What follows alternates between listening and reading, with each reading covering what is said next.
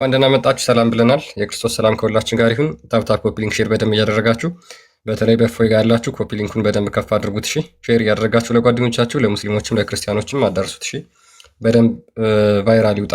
ታፕታፕ ኮፒ ሊንኩን በደንብ ከፍ እያደረጋችሁት ሪፖስት አድርጉት፣ ስቶሪም አድርጉት። እሺ በተቻለ መጠን ከፍ ለማድረግ ሞክሩ። እጃችሁን እያሰራችሁት እኛ ወደ ትምህርታችን እንገባለን ማለት ነው። እፎይ መቀጠል እንችላለን ወደ ዛሬው ርዕሳችን።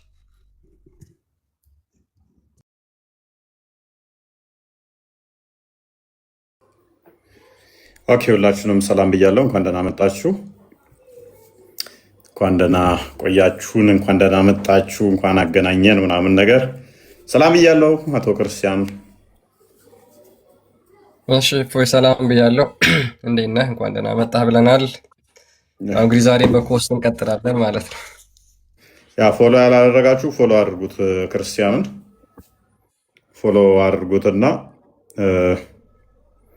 እንትን በሉ።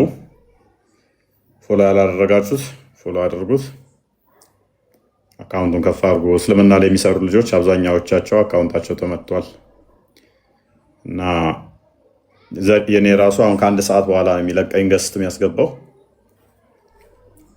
እንግዲህ እነሱን ደግሞ ፎሎ ያላደረጋችኋቸው እነ ቃል ቆስጠንጢኖስ 2 አካውንት አዘግተውበታል። የቃልን ፎሎ አድርጉት። ጓ አዘግተውበታል እና አይ ቲንክ ታላቁ ጅብሪልንም እንትን እንዳይገባ አድርገውታል መሰለኝ። እንዳይገባ መዘጋት አልመሰለኝ፣ እንዳይገባ እንትን እንዳይል እናደረጉት እሱንም እና እስልምና ላይ የሚሰሩትን ሁሉንም ኮፒ ሊንክ አድርጉላቸው፣ ፎሎ አድርጓቸው። እያደረጉ ያሉት ሰዎቹ ያው ለማስቆም ይህንን የተገለጠን አልተገለጠም ያሉትን እኛ የገለጥነውን እውነታ ለመሸፈን አካውንት ማጥፋት ላይ ነው የተረባረቡት ማለት ነው። ኤኒዌይስ ዛሬ የምንመለከተው ተውሂድ ጋር በተያያዘ ይሆናል። ብዙ ጊዜ በተውሂድ እንደሚያምኑ ሙስሊሞች ይናገራሉ። እውነት ተውሂድ ምንድን ነው? የትኛው ነብይስ ነው ስለ ተውሂድ ሙስሊሞች በሚሉት አይነት አስተምሮ ያስተማረ? ማን ነው እሱ የሚለውን የምንመለከት ይሆናል ማለት ነው።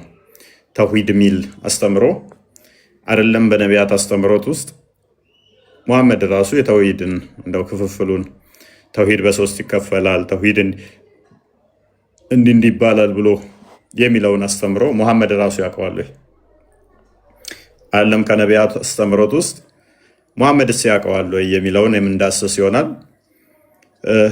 እንዲሁም ከሰሞኑ ከዲቤታችን ጋር በተያያዘ አንደኛውን የተውሂድ ክፍል ፎከስ አድርገን እንመለከታለን ማለት ነው። ይኸውም ተውሂድ አስማው ሲፋት የሚባለውን ማለት ነው። ተውሂድ አስማው ሲፋት ላይ እሱን የትኛው ነብይ ነው እናንተ እንደምትሉት ተውሂድን በ3 ከፍሎ ከ3ኛው አንደኛውን ተውሂድ አስማው ሲፋትን ያስተማረ ብለን ዛሬም እሱ ላይ የምናነሳቸው ጥያቄዎች ይኖራሉ ማለት ነው። አያውቁትም፣ እነሱ ጠንቅቀው አያውቁትም። ስለዚህ ጉዳይ አንደኛይቱን ያችን ተውሂድ አስማው ሲፋት ውስጥ አንደኛይቱን ባህሪ አለመቀበል ተዊል ማድረግ ከእስልምና ያስወጣል ብለው ያምናሉ። ዘሆል እዚህ ያሉት ግን ሙስሊሞቹ አያውቁትም ማለት ነው። ዝም ብለው ተውሂድ ብለው ይከተላሉ፣ ሙስሊም ብለው ዝም ብለው ይከተላሉ። ከዛ ውጪ የሚያውቁት ነገር የለም፣ የሚያውቁት አይደለም ማለት ነው። አንደኛይቱን ማስተባበል ትርጉሙን እንትን ማለት ተዊል ማድረግ እንደዚህ ከእስልምና ያስወጣል። የትኛው ነብይ ነው እንደዛ ያስተማረው? ወደ 124,000 ነቢያት መልእክተኞች ምናምን ረሱሎች መጥተዋል ብላችሁ ካመናችሁ አላህ የሚባለውን አካሉን እንኳን በዝርዝር ታልተናገሩ እነኚህ ነቢያቶች ምን ይጠቅማሉ? እነኚህ ረሱሎች ምን ይጠቅማሉ? ይሄ ሁሉ መልእክተኛና ነቢያት መጥተው የነገሯችሁ እግርና ባት ከሆነ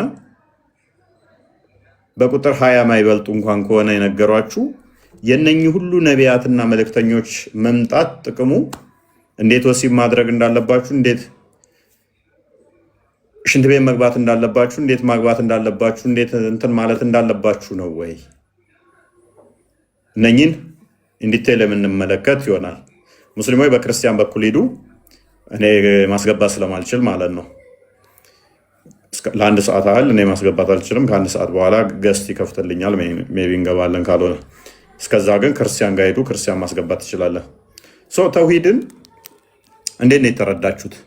ተውሂድ የሚባል ቃልም በቁርአን ውስጥ የለም፣ ሽታውም የለም። ቁርአን ግልጽ እና የተብራራ እንደሆነ ሙስሊሞች ያምናሉ። ይሄ ግልጽ በሆነ ውስጥ አንዲትንም አልተውንም። የብናኝ ክብደት እንኳን ያላት ብትሆን ሁሉን አብራርተናል።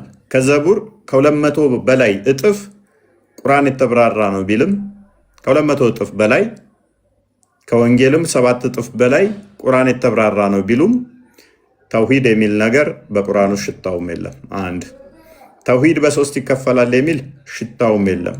2 ተውሂድ አስማው ስፋት ማለት ምን ማለት ነው? በቁርአን ውስጥ ሽታውም የለም። በቁርአን አይደለም በሐዲስ የለም። ተውሂድ በ3 ይከፈላል የሚል በሐዲስ የለም። ተውሂድ አስማው ስፋት ምንድነው? ነብዩ ማያውቀውም፣ ሳቦች ማያውቁትም። ትናንትና የመጡ ናቸው ለአላህ እንደዚህ ብለን እንመን ብለው ተሰባስበው የወሰኑት። 1 3 4 ይሆኑና የሆነ መጽሐፍ ይጽፋሉ። ከዴ ጽፏል፣ ክርስቲያን ይጽፋል። ከዛ እኔ እነሳና የክርስቲያን ተውሂድ ብሎ ጽፏል ብዬ እኔ ደግሞ ተውሂድን ደግሞ በሁለት እንክፈለው ብዬ ጽፋለሁ። እንደዛ የተወሰነ ሃይማኖት ነው። እንግዲህ ስሞች አሉት አላህ። እነኛን ስሞች ወደ አንድ ማምጣት፣ የተለያዩ ባህሪያቶች አሉት ወደ አንድ ማምጣት፣ ይሄ ተውሂድ አስማው ስፋት ይባላል። ወደ አንድ ማምጣት፣ ዩኒፊኬሽን፣ ማዋሃድ፣ ወደ አንድ ያልሆነ ነገር ነው ወደ አንድ እናምጣው የሚባለው አይደለ? ስለዚህ አንድ አይደለም ኦልሬዲ ማለት ነው። ተውሂድ አስማው ስፋት የተለያዩ ባህሪያቶችን ወደ አንድ የምታመጣበት ይሆናል ማለት ነው። እንደዛ ከሆነ ስሙ አንድ ብቻ ስላልሆነ የተለያዩ ስሞችን ወደ አንድ እንደምታመጣ ሁሉ የተለያዩ አካላቶቹንም ወደ አንድ ማምጣት ማለት ነው። ይሄ ተውሂድ አስማው ሲፋት ውስጥ የሚካተቱ ናቸው። በነቢያት ውስጥ የትኛው ነቢይ አሁን ለምሳሌ ተውሂድ አስማው ሲፋት ነው ብሎ ያስተማረ አለ ወይ? አንድ ነቢይ እናንተ በምታምኑት እናንተ በምትገልጹት ከነቢያት ውስጥ የለም። አያውቁትምም። እንኳን ከነቢያት ውስጥ ሙሐመድ አያውቀው፣ ሙሐመድ ራሱ አያውቀው። ስለዚህ የተለያዩ ነገሮችን ወደ አንድ ማምጣት ማለትስ ምን ማለት ነው? የተለያዩ አካላቶቹን ወደ አንድ ማምጣት፣ የተለያዩ ስሞቹን ወደ አንድ ማምጣት። ወደ አንድ አመጣችሁት ማለት አንዱ ይሆናል ማለት አይደለም። በዚህ ውስጥ ደግሞ አንደኛው የቱን የተውሂድ ክፍል መካድ ከእስልምና ያወጣል። ክርስቲያን አዘጋጅልን መጽሐፍ አንዷን መካድ ከእስልምና ውስጥ ያስወጣል ይሉናል። ወይንም ደግሞ ተዊል ማድረግ ከእስልምና ያስወጣል። ለምሳሌ ይስቃል የሚለውን ነው አላህ አይስቅም ይተረጎማል ቢል ከእስልምና ይወጣል። ባህሪው ስለሆነ ባህሪው እንድናያርገዋል ማለት ነው።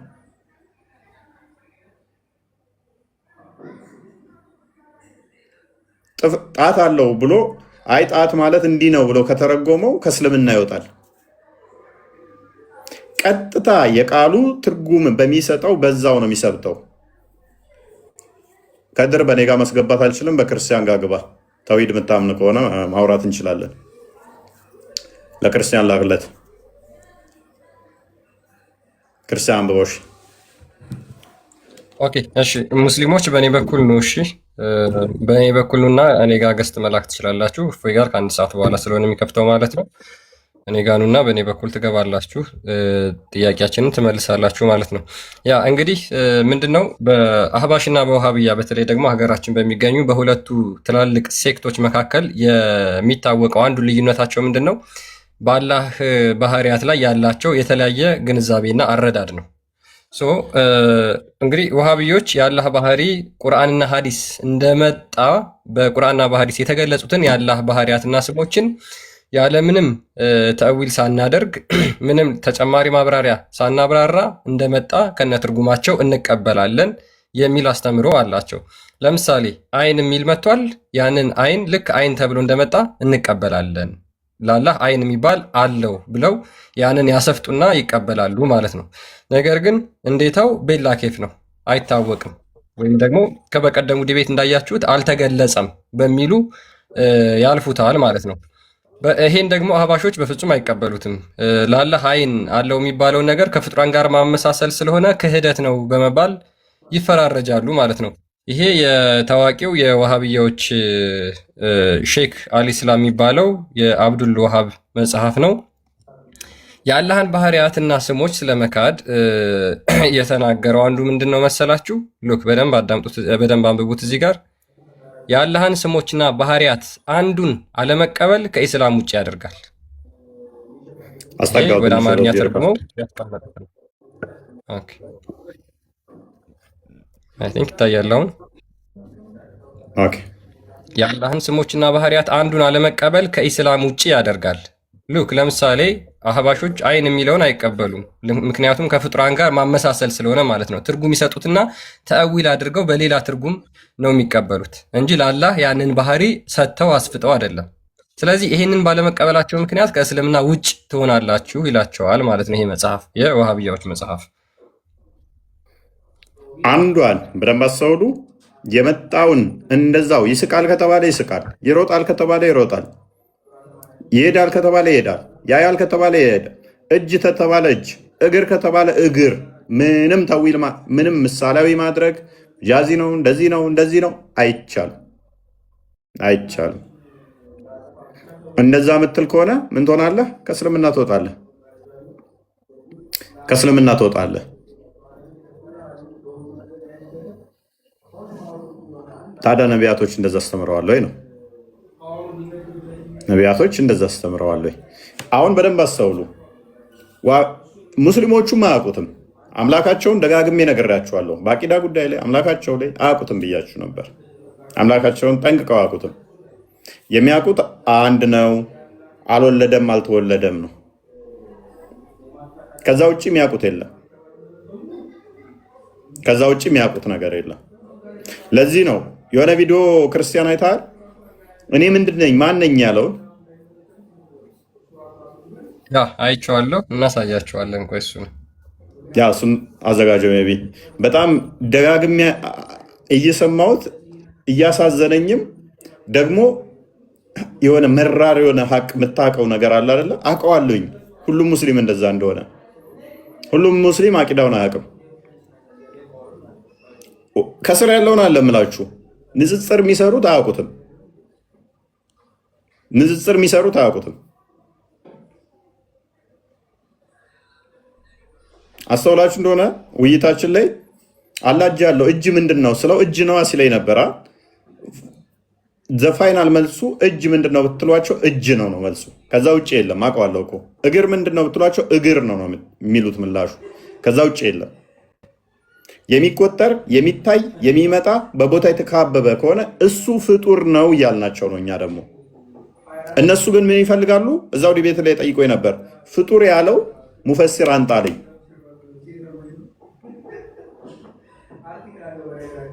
የሚካበብ የሚታይ ቦታ የሚይዝ የፍጡር ባህሪ ነው።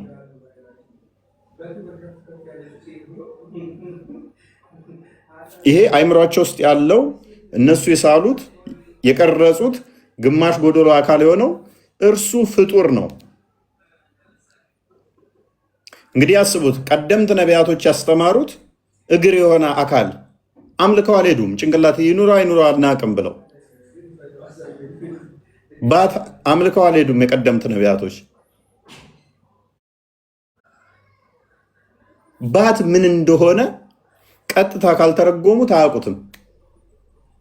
እንዲያ ከሆነ ባት የሚባል ሌላ አንድ አካል፣ እግር የሚባል አንድ አካል፣ እጅ የሚባል አንድ አካል፣ ጣቶች የሚባሉ አንድ አካል፣ ብዙ አማልክት ይሆናል ማለት ነው። አላህ ቀጥል ክርስቲያን። ይሄንን እንግዲህ የብዙ ሙስሊሞችን ስሜት የተረዳ ሙስሊም ነው እና እናዳምጠውና እንመለስ። ይሄ ጥያቄ ክርስቲያን ወገኖችን ምናምን አሳልፉት ማለት እኔ አሁን ራሴን መጠየቅ እና ቤተሰቦችን መጠየቅ ጥያቄ አለበት። አሳልፉት ተብለን ነበር። አፉ በለን አላስቻለንም። አሳልፉት ብሎናል። አፉ በለን ወንድማችን አላስችል ብሎና ይሄንን ጥያቄ ክርስቲያኖች አሳልፉት ቢልም አፉ ትለናል ስላላስቻለን። እኔ ደጋግሜ ወደ 3-4 ነው የሰማሁት። አንጀቴን በልቶት። ቀጥል። እስልምና በራሴ በዲኔ ዙሪያ ማለት ነው። ምክንያቱም አሁን ሚዲያ ላይ እንዳየሁት ከሆነ እሱና የሆነች ሴትዮ አላች ሰለፊይ ዋቢ ምናምን ምናምን እያሉ ሱኒ ምናምን እያሉ ይጋጫሉ። እሺ እኔ ምንድን ነኝ? እኔ ለእኔ መልሱልኝ። አሁን እኔ ምንድን ነኝ ማለት እኔ ሱኒ ምንድን ነኝ? እኔ አሁን ምንድን ነኝ? መልሱልኝ።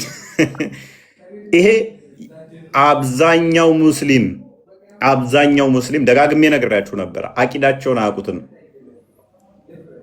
እታች ያለው ህዝቡ ብቻ አይደለም፣ ንጽጽር የሚሰሩት አያውቁትም። ክርስትና ላይ መፈትፈት እንጂ አያውቁትም። ትልቁ መልሳቸው በአቂዳቸው ላይ አልተገለጸም፣ አይታወቅም ነው፣ ወይንም ደግሞ አናቅም ነው። አዲስ ስለሆነባችሁ ነው ኡስታዙ አልተገለጠም ብላችሁ እንትን ያላችሁ ታያለ። ኪታቦቻቸውም ላይ እንደዛ ነው፣ አናቅም ነው።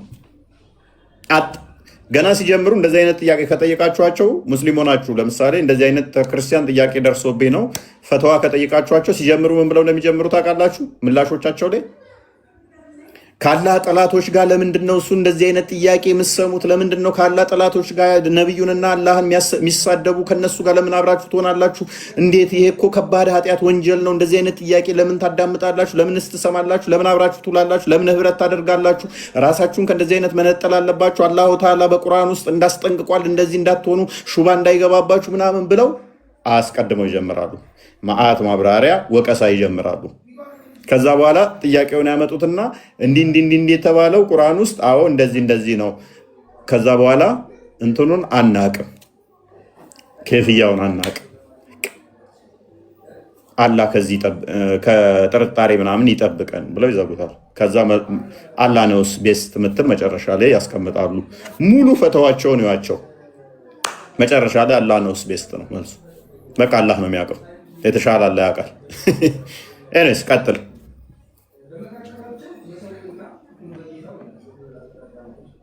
ሚዩት ነው። ሱኒ ነኝ ሰለፊ ምናምን እያሉ ሱኒ ምናምን እያሉ ይጋጫሉ። እሺ እኔ ምንድን ነኝ?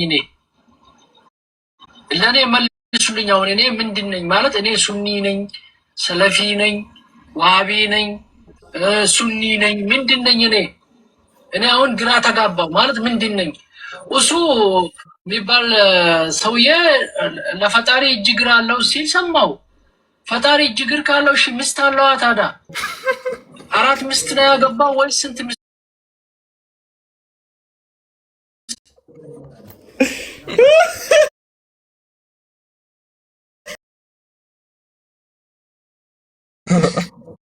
እሱ የሚባለው ሰውዬ ፈጣሪ እጅ እግር አለው ሲል ሰማው።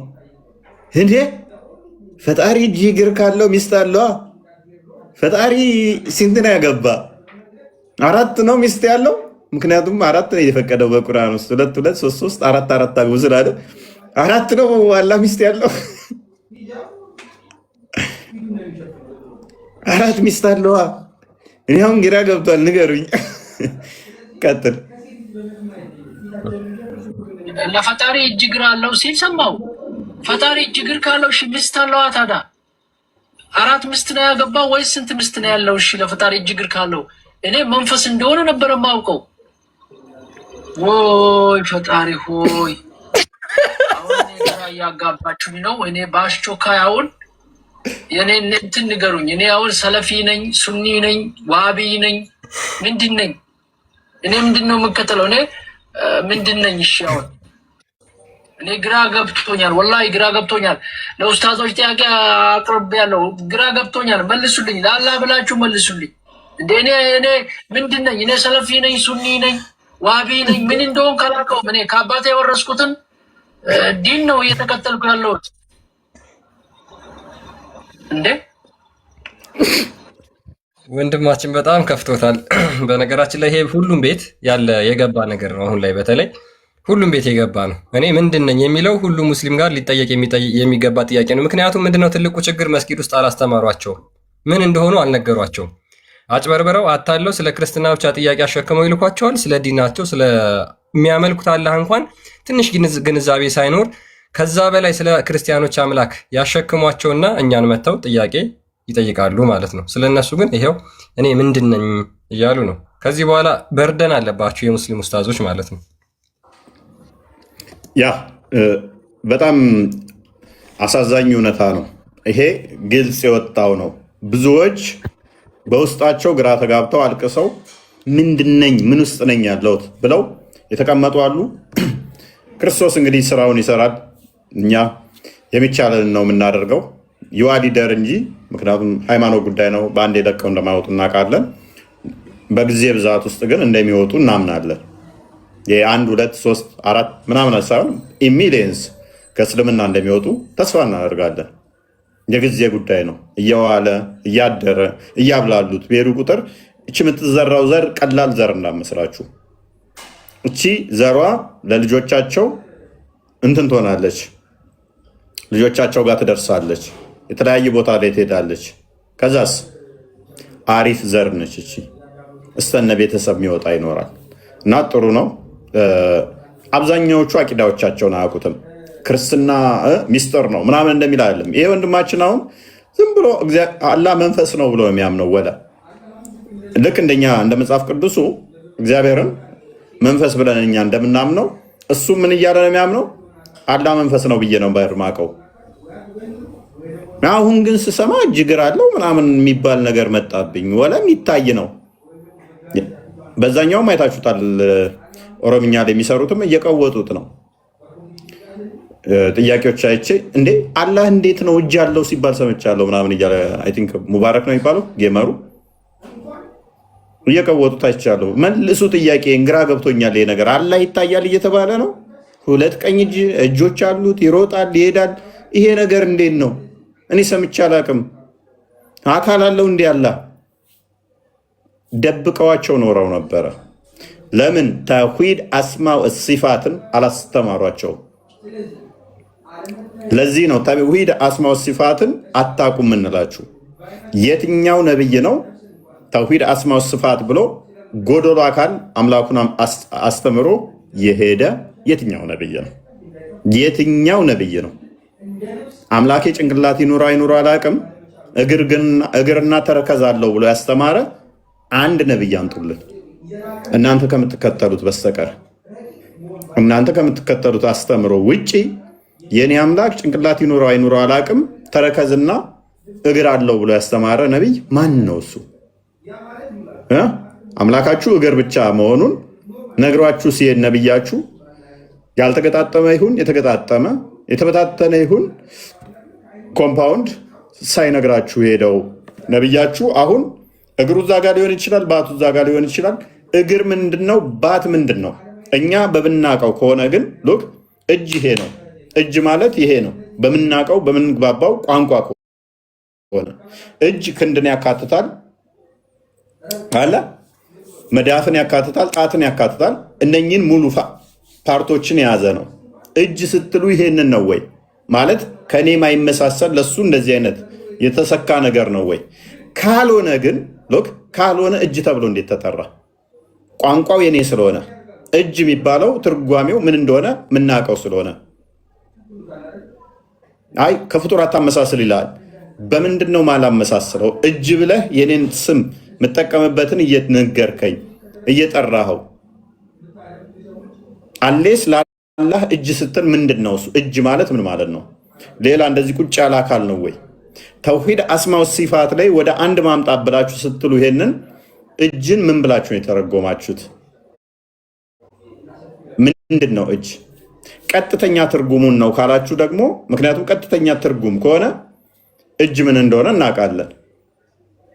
አይ እንደዛ ብለህ ተርጉም ካላችሁ ደግሞ እጅ ማለት ምን ማለት ነው? እጅ ማለት ወገብ ሊሆን ይችላል። እጅ ማለት ጆሮ ሊሆን ይችላል። ካልሆነ ደግሞ ስሙ እጅ መባል አልነበረበትም ማለት ነው። ኦኬ ክርስቲያን የምታነባዋለህ?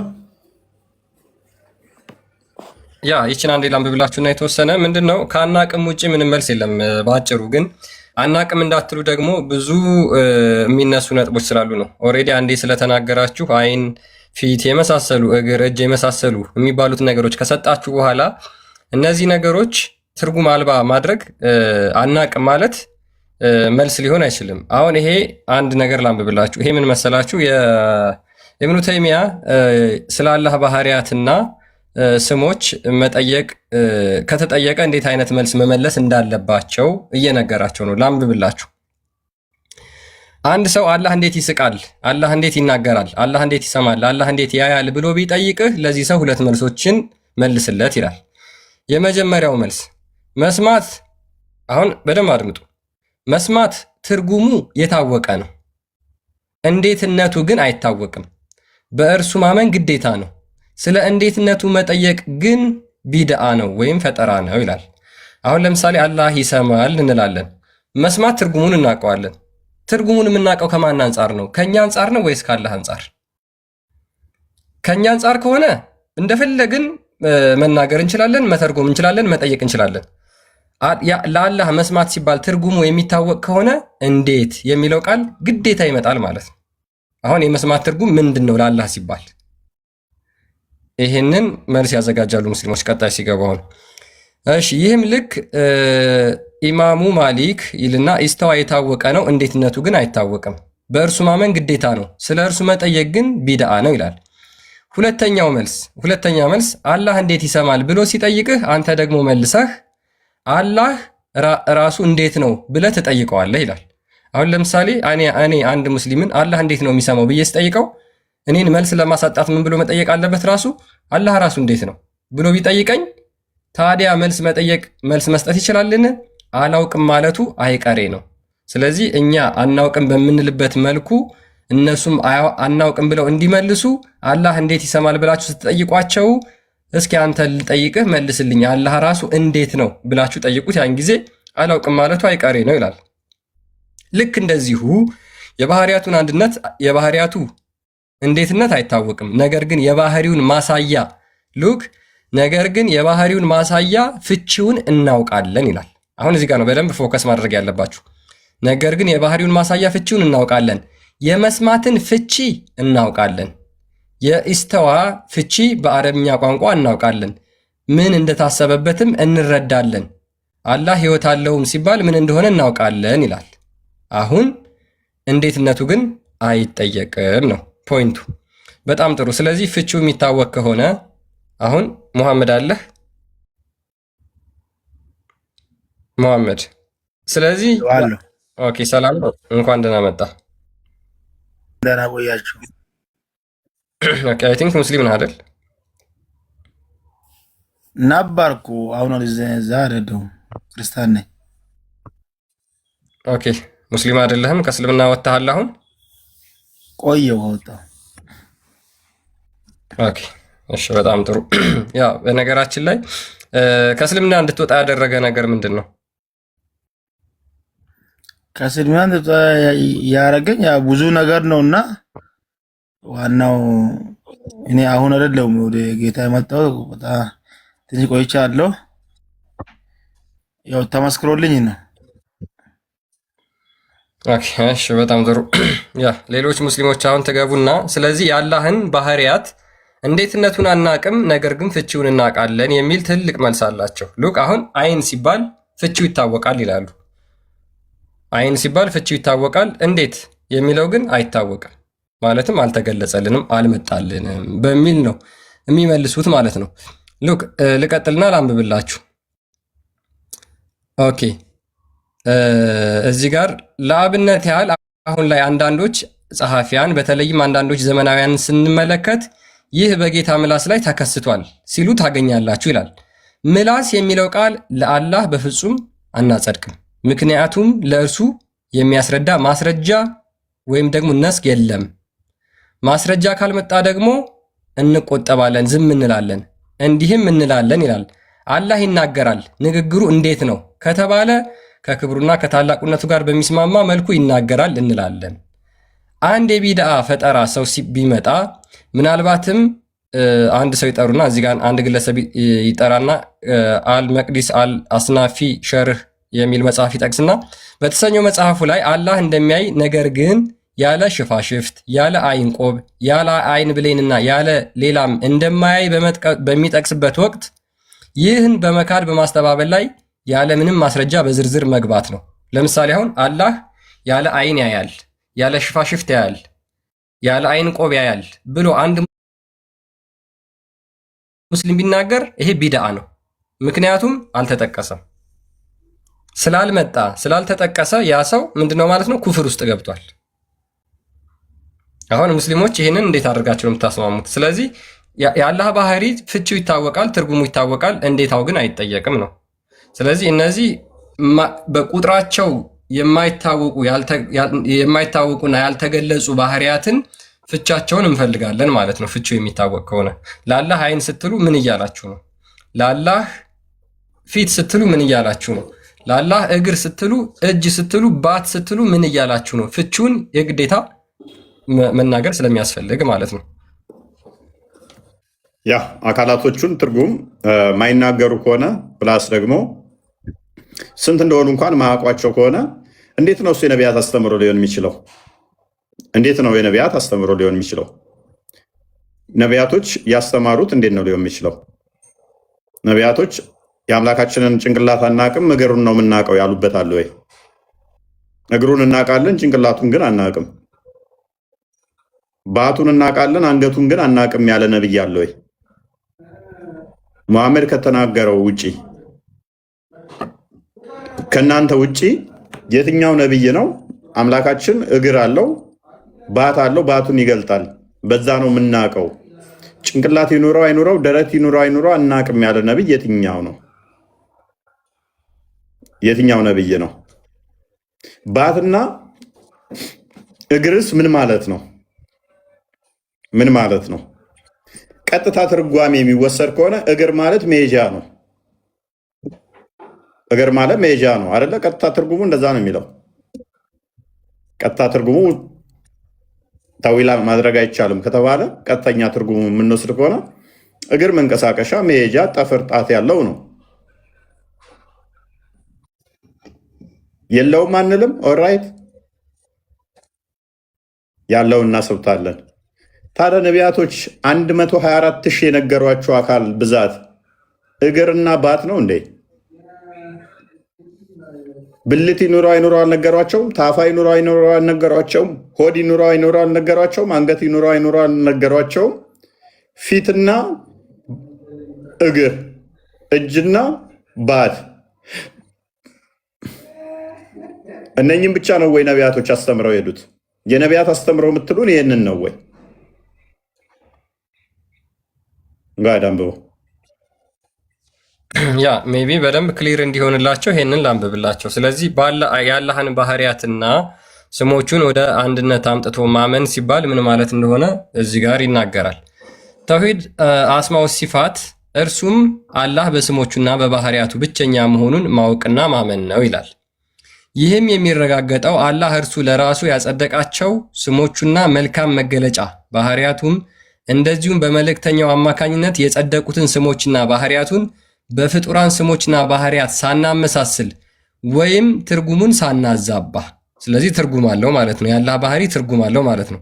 ትርጉሙን ሳናዛባ ወይም ትርጉም አልባ ሳናደርግ፣ ስለዚህ የአላህ ባህሪ ትርጉም አልባ አይደለም፣ ትርጉም አለው ማለት ነው። በቀጥታ ቃሉ በሚሰጠው ትርጉም መሰረት ስናምን ብቻ ነው ብሎ ይናገራል። ስለዚህ አሁን እጅ የሚለው እኔ ጋር ሙስሊሞች አስገባ የምትሉኝ እኔ ማስገባ ስለማልችል ነው። ክርስቲያን ጋር ላኩ፣ ክርስቲያን ላኩለት፣ በክርስቲያን ጋር ሄዱ።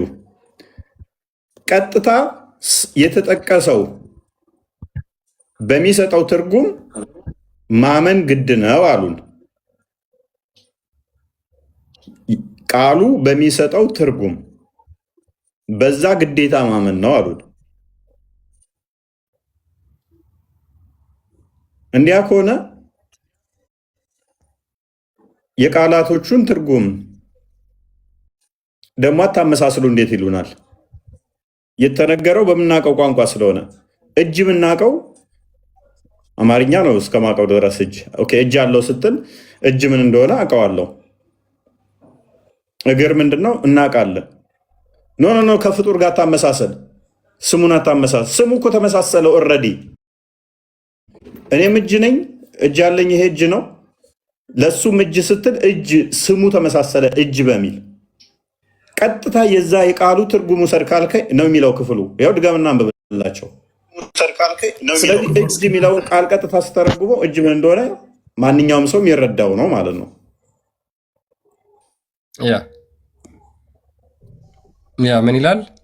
ይህም የሚረጋገጠው አላህ ለራሱ ያጸደቃቸው ስሞቹና መልካም መገለጫ ባህሪያቱ እንደዚሁም በመልእክተኛው አማካኝነት የጸደቁትን ስሞችና ባህሪያቶች በፍጡራን ስሞችና ባህሪያት ሳናመሳስል ወይንም ትርጉም ሳናዛባ ወይንም ትርጉም አልባ ሳናደርግ በቀጥታ ቃሉ በሚሰጠው ትርጉም መሰረት ስናምን ብቻ ነው።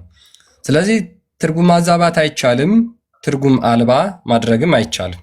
ስለዚህ ቃሉን ትርጉም ቀጥታ በሚሰጠው ማመን አለብህ። የቃሉ ትርጉም ቀጥታን ማመን ከሆነ እጅ ምን እንደሆነ ቃሉን ትርጉም እናውቃለን። እግር ምን እንደሆነ የቃሉን ትርጉም እናውቃለን። ቀጥታ በሱ በቃሉ ትርጉም ውሰድ ተባልኩ። እግር ምንድን ነው? ዊነውታ መሐመድ እንኳን ደህና መጣ። እንኳን ደህና ቆያችሁኝ። መልካም። በተውሂድ አስማው ሲፋት ታምናለህ? አዎ እንደ አንድ ሙስሊም አምናለሁ። እንደ አንድ ሙስሊም ስትል ሁሉም ያምናሉ? ይሄንን ይመስለኛል። አያምኑም እንዴ? አይ እየጠየኩ ነው። ተውሂድ አስማው ሲፋትን ለምሳሌ መሐመድ ያምን ነበረ? አዎ ነብይ ያምናል። በተውሂድ አስማው ሲፋት፣ ተውሂድ ሩቢያ፣ ተውሂድ ሉልያ ብሎ ያምናል። ያው እሱ የተከፋፈለው በኡስታዞች ይመስለኛል በኢብኑ ተይሚያ ጊዜ። ስለዚህ ትናንትና ጊዜ ነው። መሐመድም ተውሂድ በሚለው ኮንሴፕት ግን ያምን ነበር። ኦኬ እሺ፣ ተውሂድ አስማው ሲፋት ማለት ምን ማለት ነው? በአላህ ስምና ባህሪያቶች ማመን። ኦኬ ባህሪያቶቹ ምን ምንድን ናቸው? ለምሳሌ የማምንበትን ልንገርህ የተማርኩትን። ኦኬ አሁን ስትል እየሰማሁ ነበር። አላህ እጅ አለው ከተባለ ከፍጡራን እጅ ጋር ተመሳሰለ። እንዴት እጅ ይኖረዋል? ባትስ አለው ስትል እንዴት ይኖረዋል ስትል ነበር። ግን አንተ የተማርከውን መልስና ምን መሰለህ? ለምሳሌ አላህ ሰሚና ተመልካች ነው ይለዋል ቁርአን ላይ። አላህ ይሰማል፣ ይመለከታል። እሱ የአላህ ባህሪ ነው መስማትና መመልከት። እና የሰው ልጅም ያያል፣ ይሰማል። ግን የሰው ልጅ መስማትና መመልከት ከአላህ መስማትና መመልከት ጋር አንድ አይደለም። ያው አላህ በቁርአን ላይ ራሱን በገለጸበት መንገድ እንቀበላለን ነው። እጅ አለኝ ካለ እጅ አለው እንላለን። ግን እንደ ፍጡራን እጅ አይደለም ብለን እናምናለን።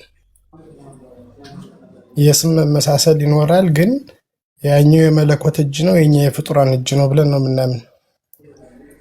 የሰጠው ኤግዛምፕል ግን እንደሚጎዳ ታውቃለህ? አልገባኝም። ያ እሺን ኤግዛምፕል ሱረቱ ሹራ ይመስለኛል። ሹራ ነው አይደለ? 42ኛው ሱራ ማለት ነው። ቁጥር 11 ነው የጠቀስከው። አላ አምሳያ ያለው እሱ ሰሚው ተመልካቹ ነው የሚለው። መልሰ ግን ምን አመጣ? ብዙ ጊዜ ሙስሊሞች ይህንን ኤግዛምፕል ሲጠቀሙ ታያለውኝ።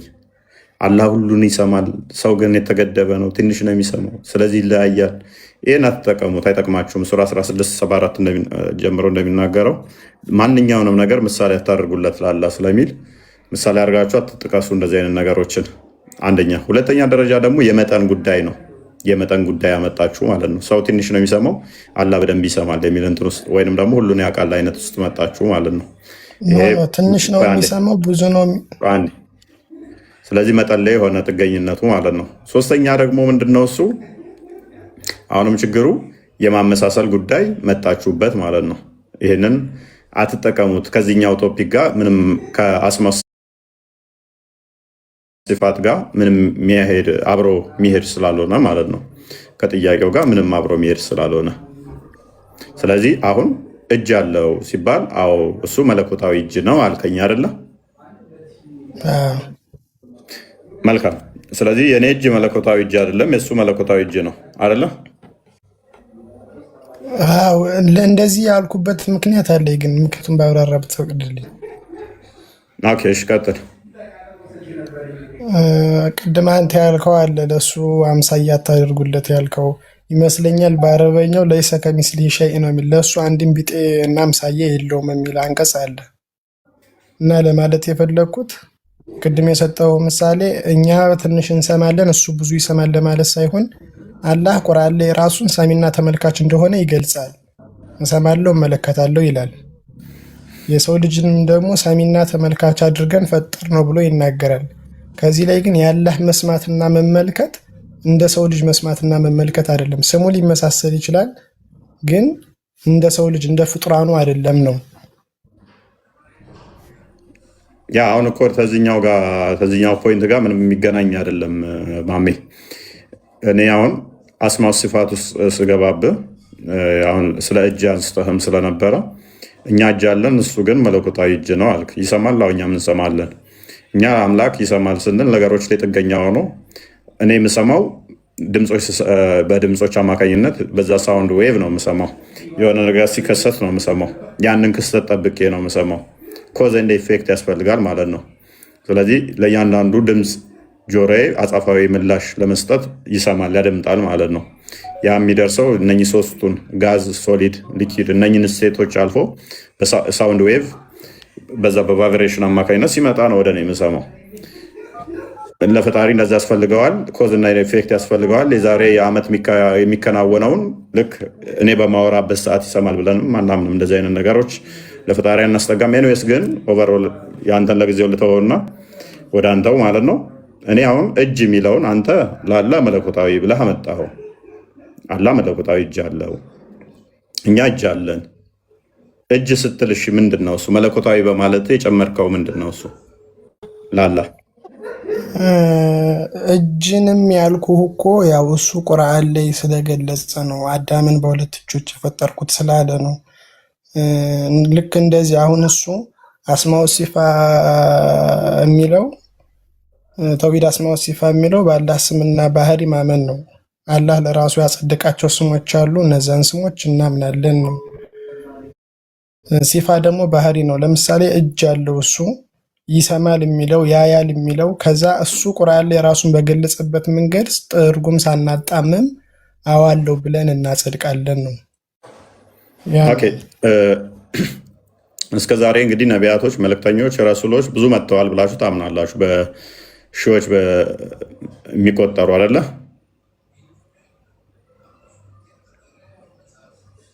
ሰው እንደዛ ከሆነ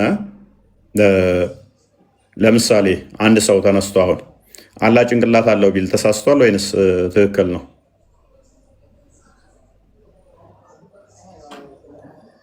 ሜይ ቢ ቁርአን ላይ እና አዲስ ላይ ላይኖር ይችላል። ምን አልከኝ? አላህ ለምሳሌ በቁርአን ላይ የሌለን ለምሳሌ በቁርአን ውስጥ ወይንም በሐዲስ ውስጥ የሌለ አላህ ጭንቅላት አለው ወይንም ደግሞ ጠፍር አለው ቢል ከእስልምና ያስወጣዋል? አንድ ሰው እንደዛ ቢል ነው። እዚህ ላይ እውቀቱ የለኝም፣ ግን ያልተገለጸን ነገር እኛ አለው አንልም፣ ያለውን ብቻ ነው የምናጸድቅ። አሁን እሺ እንደዛ ከሆነ ደግሞ የነቢያት አስተምሮ ነው ብላችሁ ካመናችሁ እነኚህ ሁሉ ነቢያቶች የተናገሩት ስላላህችን ብቻ ነው። በዛቱ ላይ የተናገሩት እግር፣ እጅ እና ባት ቢቆጠሩ 50 ራሱ ማይደርሱ እነኚህም ብቻ ነው ነቢያቶች ያስተማሩት። ይህንም እኮ ነቢያት አስተምሮ አይደለም እፎይ። አሁን እጅ አለው ስልህ ወይም ያያል፣ ይሰማል፣ ይወርዳል የሚለውን አንቀጽን ስነግርህ ነቢያቶች አስተምረው ሳይሆን አላህ ራሱ ለራሱ ያጸደቀው ባህሪ ስለሆነ ነው እኛ አዎ ብለን የምንቀበለው። ነቢያት የተላኩበት የራሳቸው የሆነ ዓላማ አላቸው እንጂ ስለሱ እጅና እግር ለማብራራት አይደለም ብዬ ነው የማምነው። አይ ለምሳሌ አላህ ይወርዳል ብሎ የተናገረው መሐመድ ነው አይደል? ከሌሊቱ ጌታችሁ 1/3 ሲቀር ይወርዳል ብሎ የተናገረው መሐመድ ነው። አዎ ግን ያንም ደግሞ አሁን አይተው ከሆነ አንድ በል ሁለተኛ እግር እንዳለውም ቡሃሪ 48 ላይ የተናገረው ሙሐመድ ነው። እግሩን ገሃነም ላይ ሲጭን ገሃነም በቃ በቃ ትላለች ያለው 2 በል። ሶስተኛ ቡሃሪ 74:39 ላይም ባት ሲገለጥ አላህ ባቱን ሲገልጥ ሰጋጆች ይሰግዱለታል ያለው ሙሐመድ ነው። ስለዚህ ነቢያቱ ይህን ሁሉ ያስተማረ ባቱንም እግሩንም እነኝን ነገሮች የነገረ ሙሐመድ ነው እንጂ ነቢያቶች ካስተማሯችሁ አንድ አካል ብጨምር ሙሐመድ ካልተናገረው ከእስልምና ያስወጣሃል ወይ? ምክንያቱም የነቢያትን አስተምሮ ዘናል ካላችሁ የነቢያቶችንም ማሟላት አለባችሁ። አሌስ ከእስልምና ያስወጣል የሚል አለ እኮ። እየጠየኩ እኮ ነው እኔ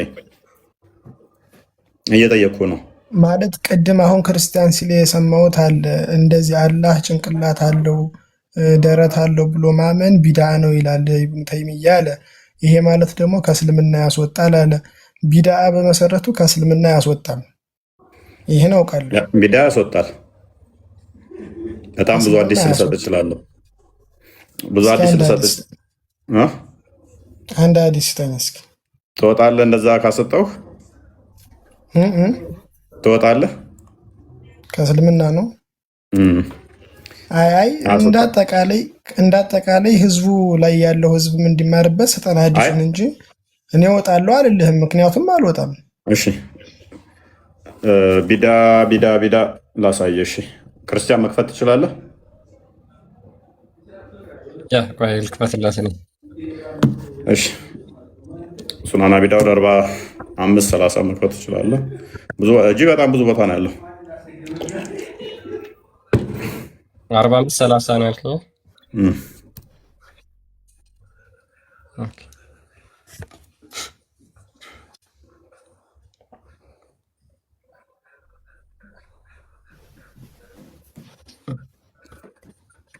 በተመሳይ ቆይ እሱን ክፈተውና እናየዋለን።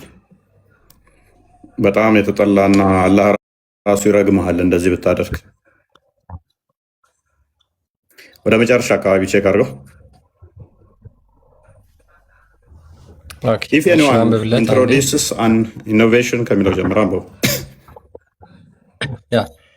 ኢፍ ኤኒዋን ኢንትሮዲውስ አን ኢኖቬሽን ማንም ሰው ቢድአን ቢያስተዋውቅ ይላል he will be responsible for it ለሱ ተጠያቂ ይሆናል፣ ኃላፊነቱን ይወስዳል። if anyone introduce an innovation or gives shelter to a man ማንም ሰው ኢኖቬሽን ቢፈጥር ወይም ደግሞ ለቢድአ ለፈጠረ ሰው መጠለያን ቢሰጥ ይላል who introduce an innovation in religion he is cursed by Allah እሱ በአላህ የተረገመ ነው and by angels በመላእክቶቹ and by all people በህዝቡ ሁሉ በአማኞች ሁሉ የተረገመ ነው ይላል። ኦኬ መሐመድ በአላህ የተረገመ ገነት ይገባል?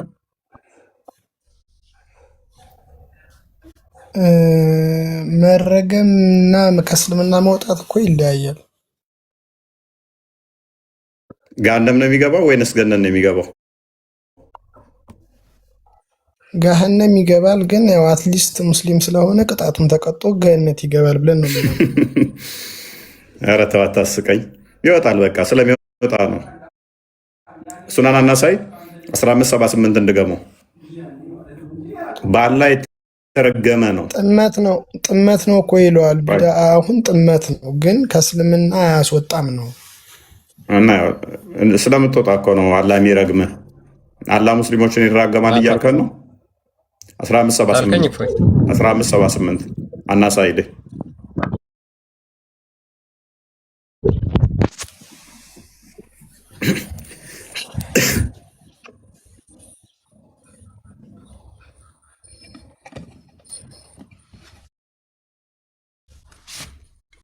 ኦኬ ከላይ ጀምራ አንብበው።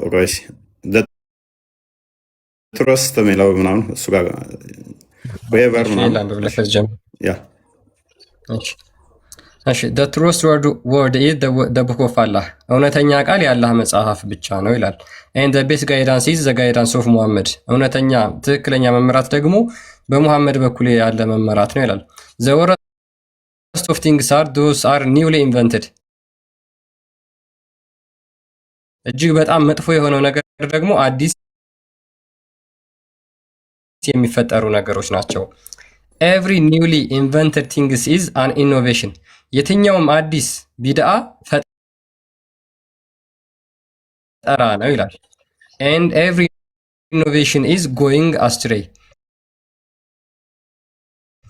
የትኛውም አዲስ ወይ የትኛውም ቢዳ ደግሞ ወደ ጥመት ያስገባል። and every going astray is in fire የትኛውም ጥመት ወደ እሳት ውስጥ ያስገባል። ቴንክ ዩ።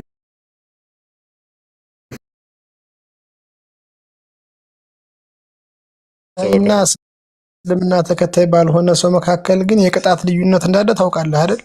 እስልምና ተከታይ የሆነ ሰው ኃጢአት ሲሰራ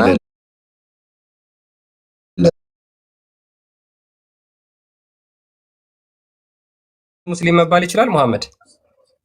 አዎ ሊጠም ይችላል እኮ። ሙስሊም ሆኖ እኮ ኃጢአት ሰራ ማለት እኮ ጠመመ ነው። ወለድ ከበላ ለምሳሌ አሁን በእስልምና ኃጢአት ነው፣ እሳት የሚያስገባ ስራ ነው ይሄ። ግን ቅጣቱን ጨርሶ ወደ ሳይሆን ጥመት አንድ ጠማማ ሰው የጠመመ ሰው ሙስሊም መባል ይችላል? ኃጢአት የሰራ ሰው ጠማማ ሊባል አይችልም? አይደለም። ጥመትና ኃጢአት መስራት የተለያዩ ናቸው። ምክንያቱም ጥመት ማለት ወደ ክህደት የሚመራ ስለሆነ ማለት ነው። ግልጽ ነው። እኛ ችግር የለውም። አንተ ባልከው እንስማማለን። ጥመት ወይም ደግሞ ጠማማ ሰው ሙስሊም ሊባል ይችላል። እሱ ያ ሙስሊም የተባለው ገሃነም ይገባል። ችግር የለውም፣ እንቀበላለን እኮ። ግን አንተ ባልከው አያስኬድ። ለዛ ነው አንተ ባልከው ስለማያስኬድ ነው። ኤኒዌይስ ግን አሁን እዚህ ጋር ስለ አላህ ባህሪያትና ስለ ስሞቹ እንምጣና የአላህ ባህሪያት ትርጉማቸው ይታወቃል አይደል? እጅ ማለት እሺ፣ ምንድን ነው ትርጉሙ? እጅ ነው። ምን ትርጉም አለው እጅ? የእጅ ትርጉም እጅ ነው እኮ። እንደኛ እንደ ፍጡራን አይነት እጅ አይደለም። በቃ እጅ አለኝ አለ አዎ አለህ ብለን እናጸድቃለን ነው። እንዴታው ግን አይታወቅም ነው። ለምን አልተብራራልንም? ኦኬ፣ ስለዚህ እጅ ማለት ትርጉሙ የማይታወቅ ነው ማለት ነው ወይስ እጅ ማለት እጅ ነው ማለት ትርጉም ነው? ይሄ እኔ እንደገባኝ እንደዛ ነው። በቃ እጅ አለኝ ሲል አዎ እጅ አለህ ብለን ማጽደቅ ነው። ኦኬ፣ ይሄ እጁ ባህሪው ነው አይደል? አዎ። ኦኬ፣ ይሄ ባህሪው የሚጠቅመው ለምንድን ነው?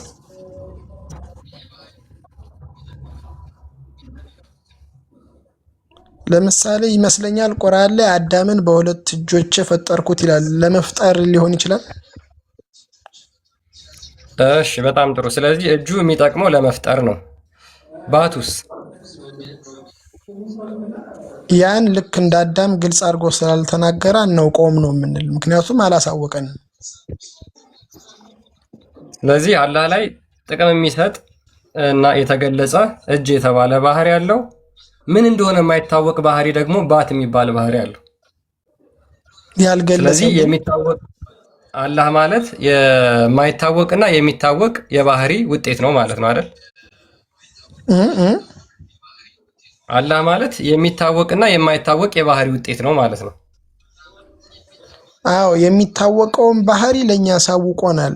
ደግሞ እኛ እንድናውቀው ያልፈለገን ባህሪ አላሳወቀንም። ይሄ እኮ ግልጽ ነገር ግን ይመስለኛል።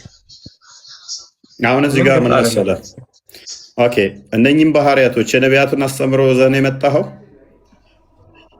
ነቢያት አስተምሮታል ወይ ነው? ይሄን አስተምሮ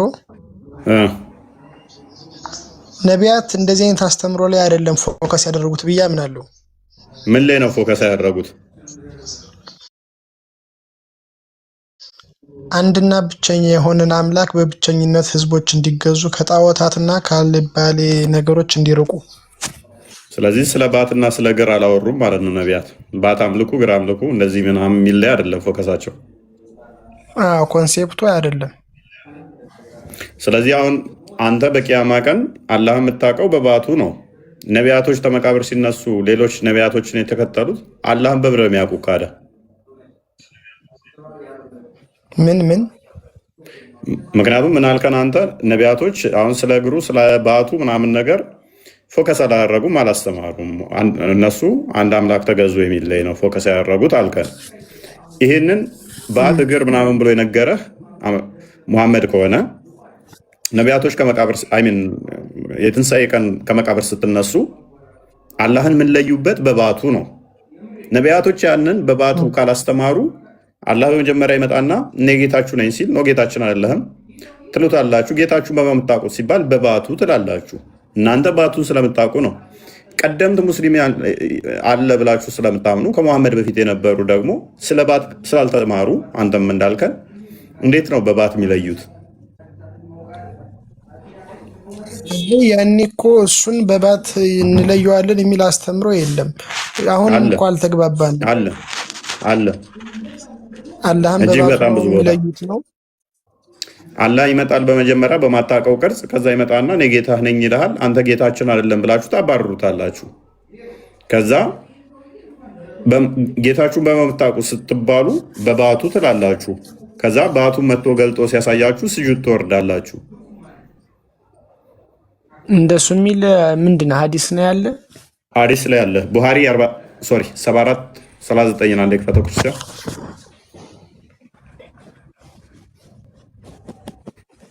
ያ አንፎርቹኔትሊ የምታውቁት በባቱ እንደሆነ የሚናገር ሀዲስ አለ። ሙሐመድ ተናግሯል። ጌታችሁን የምታውቁት በባቱ ነው ብሎ ተናግሯል። ምን ይላል መሰለ the almighty will come to them in the shape other than the one which they saw the first time ጌታችሁ መጀመሪያ ጊዜ ካያችሁበት ቅርጽ በተለየ ቅርጽ ሆኖ ይመጣና እንደዚህ ይላችኋል ይላል። I am your lord እኔ ጌታችሁ ነኝ and they will say you are not our lord ሙሐመድ እናንተ ደግሞ ምን ብላችሁ ትክዱታላችሁ? አላህን አንተ ጌታችን አይደለህም ትሉታላችሁ። and then it will be said to them ከዛ ለነሱ እንደዚህ ይባላሉ do you know any sign by which you can recognize him ሙሐመድም እንደምትባሉ ታውቃለህ? አላህን የምትለዩበት አንዳች ምልክት ይኖር የሆነ ትባላላችሁ። they will say the shin አዎ አለ በባቱ እናውቀዋለን ይላሉ። and Allah will then uncover his shin ከዛ በኋላ አላህ ባቱን ይገልጣል። whereupon every believer will prostrate before him ከዛ በኋላ አማኞች ሁሉ ይሰግዱለታል ይላል። አሁን ይህን የተገለጠውን ባት የት ነው ያያችሁት? ሙሐመድ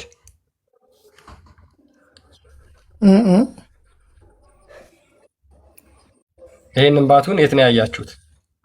የምትለዩት በባቱ ስለሆነ ማለት ነው። ከዚህ በፊት አይታችሁ ታውቃላችሁ? ምክንያቱም በቂያማ ቀን አላህን የምትለዩበት አንዳች ምልክት ይኖር የሆነ ተብላችሁ ስትጠየቁ አዎ አለ። ምንድን ነው? ባቱን። ከዛ በኋላ አላህ ይመጣና ባቱን ይገልጣል። እናንተ ሱጁድ ትወርዳላችሁ ማለት ነው። በጣም ጥሩ። ስለዚህ የአላህ በቂያማ ቀን መለያ ባቱ ነው ማለት ነው አይደል? ስለዚህ ያን ባቱን የት ነው ያያችሁት? ከዚህ በፊት ነው እስከ ቂያማ ቀን ድረስ ነው እንግዲህ። እኔ ሀዲስ አላውቀውም ይቅርታ። ኦኬ ያዘው። ለማንኛውም እጅግ ብዙ ቦታ ነው ያለው። ባስ ሲገለጥ ሰጋጆች ወደ መስገድ የሚጠሩበት እና የማይችሉበት ቀን የሚለውን አስተምሮ ሰምተው ከሆነ ነቢያቶች ያስተማሩት አምላካችን ነቢያቶች ያስተማሩት ነው የምትሉ ከሆነ ሙስሊሞች ያ አምላካችን ያላችሁት አካላቶች እንዳሉት ይታመናል። እነኛ አካላቶቹ ግን መሐመድ የተናገራቸው ውስን ናቸው። ባት፣ እግር፣ ሁለት እጅ፣ አንዳንዴ ሁለት ቀኝ እጅ ይኖረዋል የሚል አለ ሐዲስ ላይ ታዊል ያደርጋሉ። እሱ ጋር ሲመጡ አይደል ነው ግራና ቀኝ እጅ ግራና ቀኝ ያለው የሚሄድ የሚመጣ የሚታይ ከሆነ እሱ ግዙፍ አካል ነው ብለን ነው የምናምነው እኛ። ይሄ የፈጣሪ ባህሪ ነው፣ ሶሪ የፍጡር ባህሪ ነው እንጂ ፈጣሪ ባህሪ አይደለም ብለን ነው የምናምነው። መታየት የሚችል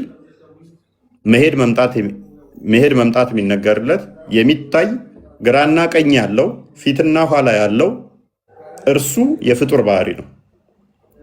ምክንያቱም ዳይሬክሽን እና ዳይሜንሽን ተሰጠኸው በኋላ በፍጡራን ካካበብከው በኋላ ፈጣሪ ሊሆን አይችልም። መጠን ከሰራለት በኋላ ማለት ነው አንዴ። ስለዚህ ይህንን በባህሪው ይሄ እንደዚህ የሆነው አካል በባህሪው እንደዚህ የሆነው አካል አሉት የተባሉት አካሉ እግር ነው፣ ባት ነው፣ እጅ ነው፣ ጣት ነው፣ ፊትና የተወሰኑ ፊት አካባቢ የሚገኙ በሰውኛ በአላህ ላይ ግን ምን ላይ እንደሚገኙ ባይታወቁም አይን እንዳለው የሚያምኑ አሉ።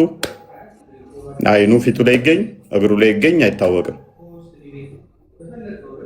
ይሄን ብቻ ነው ወይ ነቢያቶች ያስተማሩት? ከ124,000 ነቢያት፣ ረሱል፣ መልእክተኞች ምናምን ተደምረው ያላነሰ ለእያንዳንዱ አገር በገዛ ቋንቋው መልእክተኛ ልከናል ብለው ስለሚያምኑ ቁርአኑ ማለት ነው። ለምሳሌ ኢትዮጵያ ውስጥ ብቻ ከ86 በላይ ብሔር ብሔረሰብ አለ።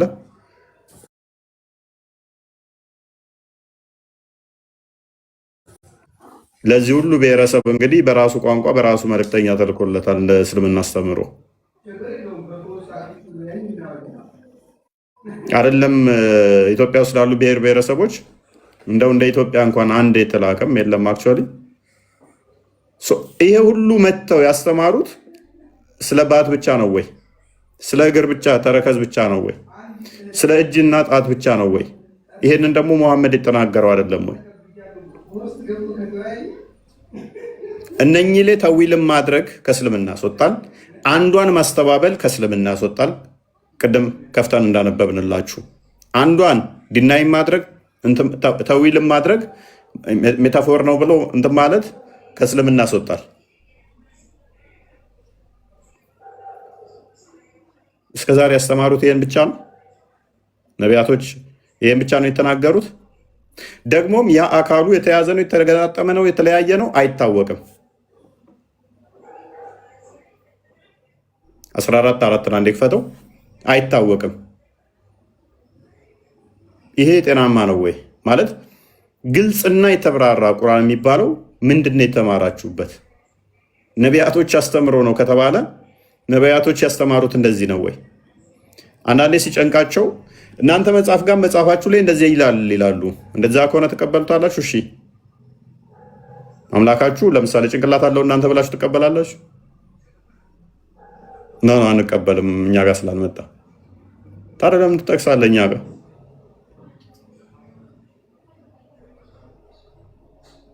እኛ በሁሉ የሞላ ከስፔስ እና ፕሌስ ውጭም ነው የሚያካብበው የለም ብለን ስንል የእናንተ ጋነምን እንኳን ለመሙላት እግሩን አምጥቶ ነው በቂያማ ቀን ስንል ነው። የእናንተም እኮ ጋነም አለን፣ እኛማ በሁሉም የሞላ ነው ብለናል እኮ። ወረድ ያስቀድመን ቦታ ያካብበውም ብለናል እኮ አስቀድመን። ከመልእክተኛ ማናቸውንም በደንብ አስተውሉ። ከመልእክተኛ ማናቸውንም ለነሱ ያብራራላቸው ዘንድ በወገኖቹ ቋንቋ እንጂ በሌላ አላክንም። በመልእክተኛ ለሁሉም በምንድን ነው የተላከው? በወገናቸው ቋንቋ። በወገናችን ቋንቋ የተላኩት እንደዛ ከሆነ ስለ ባት እስቲ ያብራሩልን። አሁን ባት ምንድን ነው? እጅ ምንድን ነው?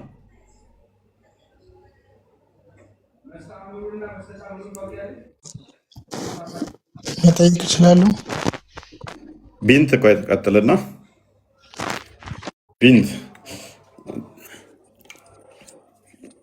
ቢንት አህመድ አለሽ? አለሁ። ሰላም፣ እንኳን ደህና መጣሽ። ሰላም ቆያችሁ። طيب የኔ ጥያቄ በክርስትና ላይ ነው። አንዴ ቆይ እስኪ ስለ ተውሂድ ከተውሂድ ክፍሎች አንዱ አስማው ሲፋት ነው አይደለ? አይዋ እስኪ ምን ማለት ነው? አብራሪልኝ አስማው ሲፋትን። አይ እኔ የገባሁት በክርስትና ላይ ለመጠየቅ ነው። ነው ክርስትና ላይ መጠየቅ አይቻልም? ትችላለሽ፣ ግን ስለ ተውሂድ ተምረሻል? ብማርም እኔ ለማብራራት አልበቃሁም። ስለዚህ ጥያቄ እኔ ሌላ ነው። ስለ አስማው ሲፋት ምንም የምታውቂው ነገር የለም? እሺ እስኪ የምታውቂውን ንገሪኝ። በቃ ምንም የምታውቂው ነገር የለም? አዎ አላውቅም። በክርስትና ላይ ነው ጥያቄ ያለው። ኦኬ፣ ለክርስትና ላይ ይሄን ጠይቂ ብለው ነው ጽፈው የሰጡሽ እንጂ ስለ አስማው ሲፋት አላስተማሩሽም። የሚቀድመው የትኛው ነው? ቆይ አንቺን ብቻ ልጠይቅሽ፣ ችግር የለውም። የሚቀድመውን ብቻ አንቺ ንገሪኝ። ስለ ክርስትና መጠየቅ ነው የሚቀድመው ወይስ ስለ አስማው ሲፋት ማወቅ ነው የሚቀድመው? አስማው ሲፋትማ በአላህ ስሞችና ባህሪያቶች ማመን ነው። ስለዚህ ያለ ስሞችና ባህሪያቶች እንዳሉት ማለት ነው። ስለዚህ ለራሴ የተማርኩኝ ለሰው ለማብራት ደግሞ ገና ነኝ ማለት ነው። እኔ ደግሞ ጥያቄ እነዛ ባህሪያቶቹ ምን ናቸው? ባህሪያቶቹ ምን ናቸው? አላውቅም። እኔ ኦኬ የአላህ ባህሪያቶች ምን እንደሆኑ አታውቂያቸውም፣ ግን በአላህ ባህሪ ታምኛለሽ። እሱን ችግር የለውም። ያኔ አሁን ታስተናግዳላችሁ እንሰት ታስተናግዱን ጥያቄ በቃ እንደ ሚውት አድርጊ። ቅድም መጀመሪያ መግቢያ ላይ እንደነገርኳችሁ ማለት ነው ጥያቄ ካለሽ ጠይቂያለሽ፣ ግን መጨረሻ ላይ ነው የምትጠይቂው፣ ምክንያቱም ከቶፒካችን ሽፍት ማድረግ ስለማንፈልግ ማለት ነው። እንዳልኳችሁ ነው ብዙ ጊዜ ሙስሊሞች አሁን አስቸጋሪው ነገር ምንድነው መሰላችሁ? የሚያሸክሟችሁ ስለ ክርስትና ብቻ ነው ጥያቄ። ስለ እስልምና ስለምታመልኩት አምላክ በፍጹም አይነግሯችሁም። እስልምናችሁ ውስጥ ተሰንቅራችሁ የተቀመጣችሁበት ምክንያት ክርስትናን በጣም አታክ አድርገው አጥላልተው ስለነገሯችሁ ነው እንጂ ስለ አምላካችሁ ነግሯቸው አላህን አውቃችሁት አላህን ወዳችሁት ምናምን አይደለም። ሉክ አላህን አውቃችሁት አይደለም፣ ስለ ክርስትና ነግረዋችሁ ነው እስልምና ውስጥ እንድትቆዩ የሚያደርጓችሁና በተቻለ መጠን ሙስሊሞች ስለ አምላካችሁ ለማወቅ ሞክሩ። እስኪ ዝም ብላችሁ አስቡት። አላህ ቀኝ እጅ አለው፣ ግራ እጅ አለው፣ ጭንቅላት የለውም። ይህንን አንናገርም። ይሄ ስድብ ነው። ለአላህ ጭንቅላት አለው ማለት ስድብ ነው፣ ከእስልምና ያስወጣል። ኦኬ፣ ስለዚህ ጭንቅላት አልባ ነው። እጅ እግር አለው፣ ባት አለው፣ አንድ ባት። እግር መጥቷል፣ እግሮች የሚል መጥቷል፣ እግር የሚል መጥቷል። ያንን እግር እናምናለን እንቀበላለን ትላላችሁ። እንደዚህ ብለው ቢነግሯችሁ በእርግጠኝነት እስልምና ውስጥ አትቆዩም። ምክንያቱም ገና እየተገነባ ያለ ቤት አይታችሁት ከሆነ ኮለን አለ፣ እነዚህ ስኬሌቴን ሆኖ የምታዩት ማለት ነው። ልክ አላህም እየተገነባ ነው የሚመስለው። እየተገነባ እጅ መጥቷል፣ አይን መጥቷል፣ ፊት መጥቷል። አብዛኛው ክፍል ግን አልመጣም፣ አልተነገረም። ይህንን ደግሞ ማጽደቅ አንችልም። ያልመጣውን ያልተነገረንን ነገር እንዲህ ነው ብለን መናገር አንችልም። እኔ አሁን ጥያቄ ይህንን አላህ በቂያማ ቀን ስታዩት እንዴት ነው የምታዩት? በተገለጸላችሁ ነው ወይስ ባልተገለጸላችሁም ጭምር ነው የምታዩት? እስኪ ሙሐመድ ሜቢ ጥያቄ ግልጽ ከሆነ ይሄንን መልስልኝ። ምን አላህን በቂያማ ቀን የምታዩት በተገለጸላችሁ አካል ቁርአንና ሐዲስ ላይ በመጣው አካል ብቻ ነው ወይንስ ከቁርአንና ከሐዲስ ውጪ ያሉት ባህሪያቶችንም ጭምር ነው? እሱ ራሱን በሚገልጽልን መንገድ መሰለኝ። ራሱን የሚገልጽላችሁ ቁርአንና ሐዲስ ውስጥ ባለው ነው ወይስ በሌሉት የሚገልጽላችኋል? ያው እኔ አሁን የተገለጹትን ብቻ ስለሆነ ማምን በዛም ከዛ ራሱ ደግሞ የሚገልጽበት መንገድ ደግሞ አለ። ከዛም በላይ በሆነ መልኩ ሊገልጸው ይችላል። ያን አናውቅም። ስለዚህ በቁርአንና ከሐዲስ ከተገለጹ ውጪ ሌሎች ባህሪያቶች አሉ። እነዛንም በቂያማ ቀን እናያቸዋለን ነው አይደል? ሜቢ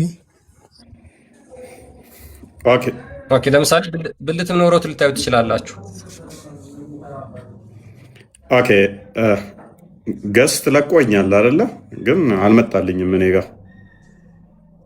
እኔ ግን የምለው በዚህ ርዕስ ዙሪያ ያለኝ ጥያቄ በክርስትና እግዚአብሔር ልክ አካል እንዳለው የሚገልጹ ጥቅሶች የሉ? መጽሐፍ ቅዱስ አስተምህሮቶች የሉ? ጀስት ለማወቅ ሙሐመድ አሁን ይሄን ቃላቶቹ መነገራቸው አይደለም። ቃላቶቹ አሉ አይገናኙም። የኛና የናንተ ማለት እንዴት ሙሐመድ ምን አለ መሰለ፣ እኔ ከሌሎቹ ነቢያቶች የምንለይበት እኔ ግልጽ ተናጋሪ ነኝ አንድም ብሏል። ከዘቡር 200 እጥፍ የኔ ግልጽ ነው ብሏል። ከወንጌል ደግሞ 7 እጥፍ የኔ ግልጽ ነው ብሏል። ቁርአን ለዛ ነው ግልጽና የተብራራ ነው የሚለው። ደጋግሞ ግልጽ ነው ይላል አይደል? ምን እያልኩ ነው ኦቨርኦል? ስለዚህ እያንዳንዱ እናንተ ጋር የመጣው ግልጽ የሆነ ነው። እነኛዎቹ ማብራሪያ እንደሚያስፈልጋቸው መሐመድ ራሱ ተናግሯል እልህ ነው። 200 እጥፍ የኔ ግልጽ ነው ከዛኛው ከተባለ አንተ ማሰብ ነው። ከዛ በኋላ የመሐመድ ያስተማረው 200 እጥፍ ግልጽ ከሆነ እነኛ ወደኋላ 200 ያህል መብራራት የሚያስፈልጋቸው አሉ ማለት ነው። ስለዚህ እኛ ጋር አካላት እንደው ቢመጣ ብታገኛቸው አንድም ከመገለጽ አንጻር የተነገሩ ናቸው፣ አንድም ይተረጎማል። በግብረ አካል የተገለጹ ናቸው።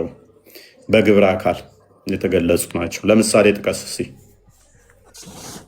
ለምሳሌ መዝሙረ ዳዊት 34:15 ላይ የእግዚአብሔር ዓይኖች ወደ ጻድቃን ናቸው ጆሮዎችም ወደ ጩኸታቸው የሚል ጥቅስ አለ ይመስለኛል። ስለዚህ የእግዚአብሔር ዓይኖች ወደ ጻድቃን ናቸው፣ ጩኸታቸውን ይሰማሉ። እንዲህ ቢል አንደኛ ሰሚ መሆኑን ተመልካች መሆኑን እንጂ የሆኑ አካባቢ ላይ ዓይኑን የሚያዞር የሆነ አካባቢ ላይ ማዞር ማለት አይደለም። ምክንያቱም እርሱ በሁሉ የሞላ ስለሆነ በሁሉ ያለ ስለሆነ ይሰማችኋል፣ ያደምጣችኋል። ግብረ አካላት ይባላል። ይሄ ግብረ አካል ማለት ምን ማለት መሰለ? አካሉ አለ አይደለ?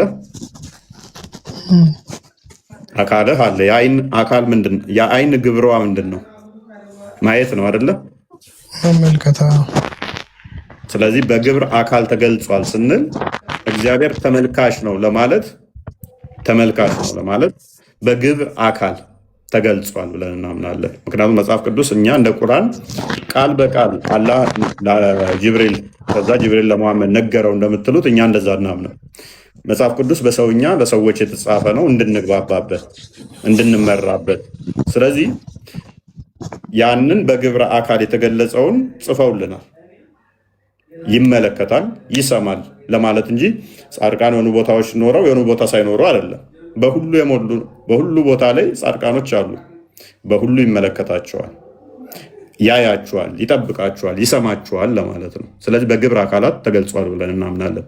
ምክንያቱም እሱ መንፈስ ነው እንጂ በፓርቶች የሚያይ የሚሰማ አይደለም። ሆሊ ይሰማል፣ ሆሊ ይመለከታል ብለን ነው የምናምነው። አገኘኝ መሐመድ ሚዩት ነህ። ያ ምንድነው እነሱ ጋር ትልቁ ነገር ያለው ለማየት ዓይን አለው ማለት ያስችላል፣ ለመስማት ጆሮ አለው። በክፍለ አካላት ጥገኛ ነው ብለን አናምነው። እነዛ ከሆኑ የፓርት ጥገኛ ነው ማለት ምን ያመጣባል መሰለ? እነኛ ፓርቲሽኖቹ ጥገኛ ከሆነ እሱን ያስገኙት ራሱ እነኛ ናቸው ማለት ነው። ምክንያቱም የእነኛ ጥገኛ ነው ማለት ነው። ሆሉ የኢች የእንትኖቹ የፓርቶቹ ጥገኛ ነው ማለት ነው። እኔ አሁን የዓይኔ ጥገኛ ነኝ ለማየት ማለት ነው። እኔ ዓይኔ ጥገኛ ነኝ። እጄ የሌላኛው አካል ጣቶቼ እጄ ጥገኛ ናቸው። እጄ መዳፉ የዚኛው ጥገኛ ነው። ይሄኛው የዚኛው ጥገኛ ነው። ይሄ ደግሞ ተፈጥሮ እንደምናውቀው የተገጣጠሙት የመከፋፈል እድላቸው ሰፊ ነው። የሚከፋፈሉ ሁሉ ደግሞ ኮራፕት ለመሆን ግልጽ ነው። ኮራፕት ይሆናሉ ማለት ነው። ይበሰብሳሉ፣ ይለያያሉ። ይሄ ደግሞ የፍጡራን ባህሪ ነው። ስለዚህ ፈጣሪ ይመለከት ዘንድ ስፔሲፊክ የሆነች ፓርት አታስፈልገው። እኛ ፍጡራን ነን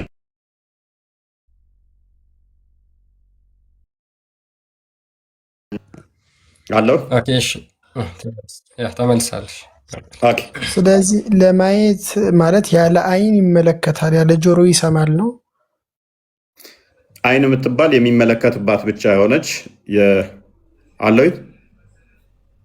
አዎ ዓይን የምትባል አካል የሚመለከትባት፣ ጆሮ የምትባል ለመስሚያ የምታገለግል፣ ዓይን የምትባል ደግሞ የሚያይባት አካል፣ እግር የምትባል የሚሄድባት አካል፣ እጅ የሚባል የሚይዝበት አካል፣ አንዱን ያልሆነ እጁ ዓይኑን ያልሆነ፣ ዓይኑም እግሩን ያልሆነ፣ እግሩም ጆሮውን ያልሆነ ስፔሲፊክ ፋንክሽን ያላቸው ፓርቶች እንደዚህ ፈጣሪ ያለው ብለን አናምንም። እንደዚህ በሞሉ እንደዚህ ያለው የሚባል ሁሉ ፍጡር ነው።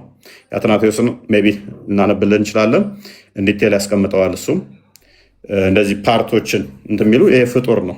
ምክንያቱም እጁ እግሩን አይመስልም። አንተ ባልከን መሰረት አሁን ዓይን የምትባል የሚያይባት አካል ካለችው፣ ጆሮ የምትባል ደግሞ የሚሰማባት ፓርት ካለችው፣ እግር የምትባል ደግሞ የሚሄድበት ካለችው፣ እግሩ ጆሮውን አይደለም፣ ጆሮ እግሩን አይደለም፣ ዓይኑ ፊቱን አይደለም። አንዱ ከአንዱ ይለያያሉ። እንኳን ሌላውን አለመምሰል ከራሱ ጋር የማይመሳሰል ይሆናል ማለት ነው። ፈጣሪ ራሱ ቡራቡሬ ራሱ ላይ ያለ ይሆናል።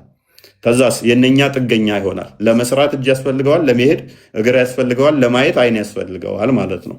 ግን ይመለከታልም ይሰማልም ነው።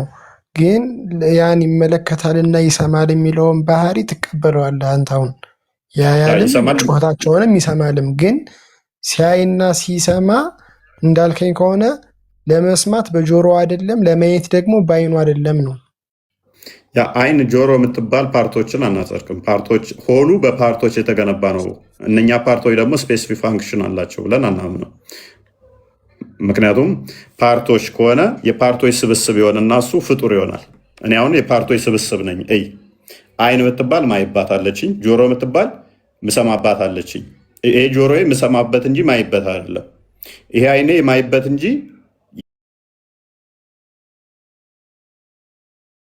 የምሰማበት አይደለም፣ እግሬ የሚሄድበት እንጂ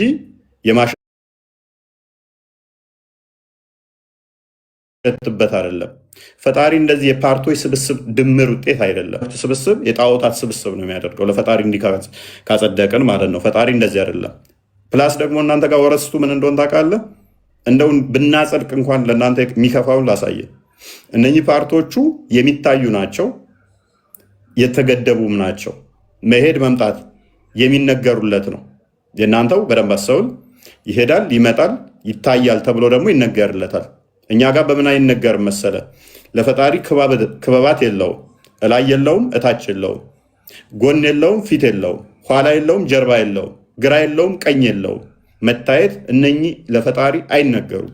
እነኚህ ሁሉ የፍጡራን ባህሪ ናቸው። ፈጣሪ ሲምፕል ነው፣ ኮምፓውንድ አይደለም፣ የፓርቶች ስብስብ አይደለም ብለን ነው ምናምነው። ምክንያቱም በተደጋጋሚ መጽሐፍ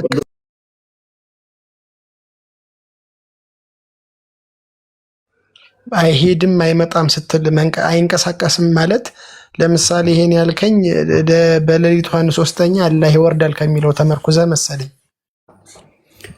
እሱ ላይ ብቻ ጥገኛ ሆኜ ሪቪሌሽን ይባላል። በመገለጥ የሆኑ ናቸው። መገለጥ ነው እሱ። በተለያየ ፎርም ነው የተገለጠው። ለምሳሌ በመጽሐፍ ብሉይ ኪዳን ላይ ስትሄድ በተለያየ ሁኔታ ላይ በተለያየ መልኩ ለተለያየ ነቢያቶች ተገልጾላቸዋል። ያ መገለጽ ነው። ምክንያቱም አይናችን ኮምፐሬንድ ማድረግ የሚችለው እኛ ልናይ በምንችለው ወደኛ ዝቅ ብሎ አስቀድሞ በብሉይ ኪዳን ላይ ወደፊት ክርስቶስ ቃል በስጋ እንደሚገለጥ ያንን ወደፊት እያሳያቸው ነው። ያንን ግልጠቱን በመገለጥ ሁኔታ በመገለጥ ነው እንጂ በባህሪው አይደለም። በባህሪውማ ሁሉን የሞላ ነው፣ መንፈስ ነው፣ አይታይም። አንደኛ ጢሞቴዎስ ምዕራፍ 1 ቁጥር 17 ላይ፣ አንደኛ ጢሞቴዎስ ምዕራፍ 6 ቁጥር 16 ላይ፣ እንዲሁም ዮሐንስ ወንጌል ምዕራፍ 1 ቁጥር 18 ላይ እግዚአብሔር አይታይም። መዝሙረ ዳዊት ምዕራፍ 139 ከቁጥር 7 እስከ 9 ደግሞ በሁሉ የሞላ ነው። ዮሐንስ ወንጌል ምዕራፍ 4 ቁጥር 24 ላይ እግዚአብሔር መንፈስ ነው። ሉቃስ ወንጌል ምዕራፍ 24 ቁጥር 39 ላይ ራሱ ክርስቶስ ኑ እጄ እንዳሱት ንኩት፣ መንፈስ ሥጋና ደም የለውም አለ። አይነካም፣ አይዳሰስም፣ አይታይም መንፈስ አለ። ስለዚህ መንፈስ ከሆነ እግዚአብሔር በሁሉ የሞላ ከሆነ ማይታይ ከሆነ ለእነኛ ግን መገለጥ ነው። ለምሳሌ ሙሐመድ አላህም በህልም አይቶታል፣ ቆንጆ ሆኖ አይቶታል። ያ መገለጥ ነው፣ መገለጥ ይባላል፣ ሪቪሌሽን። እነኛም ነቢያቶቹ በመገለጥ መልክ ሲያዩ ነበረ።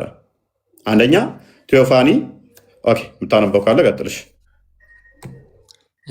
እሱ ኦሪት ዘፍጥረት ምዕራፍ 11 ቁጥር 5 ላይ ብዙ ጊዜ ሙስሊሞች ይቺ ነገር ያነሷታል። አላህ ከሌሊቱ 1/3 ክፍል ሲቀር ይወርዳል የሚለውን የእናንተ ኤግዛክትሊ ይወርዳል ነው፣ ተንቀሳቅሶ ነው የሚወርደው። እኛ እግዚአብሔር እንደዚህ በአንድ ቦታ ተወስኖ ከዛ በኋላ ወደ ሌላ ቦታ መሄድ ሲፈልግ ከዛ ከነበረበት ቦታ ጎድሎ ወደ ሌላ ቦታ ይሄዳል ብለን በፍጹም አናምንም። ምክንያቱም እሱ ሰማይና ምድርን የሞላ ስለሆነ ማለት ነው።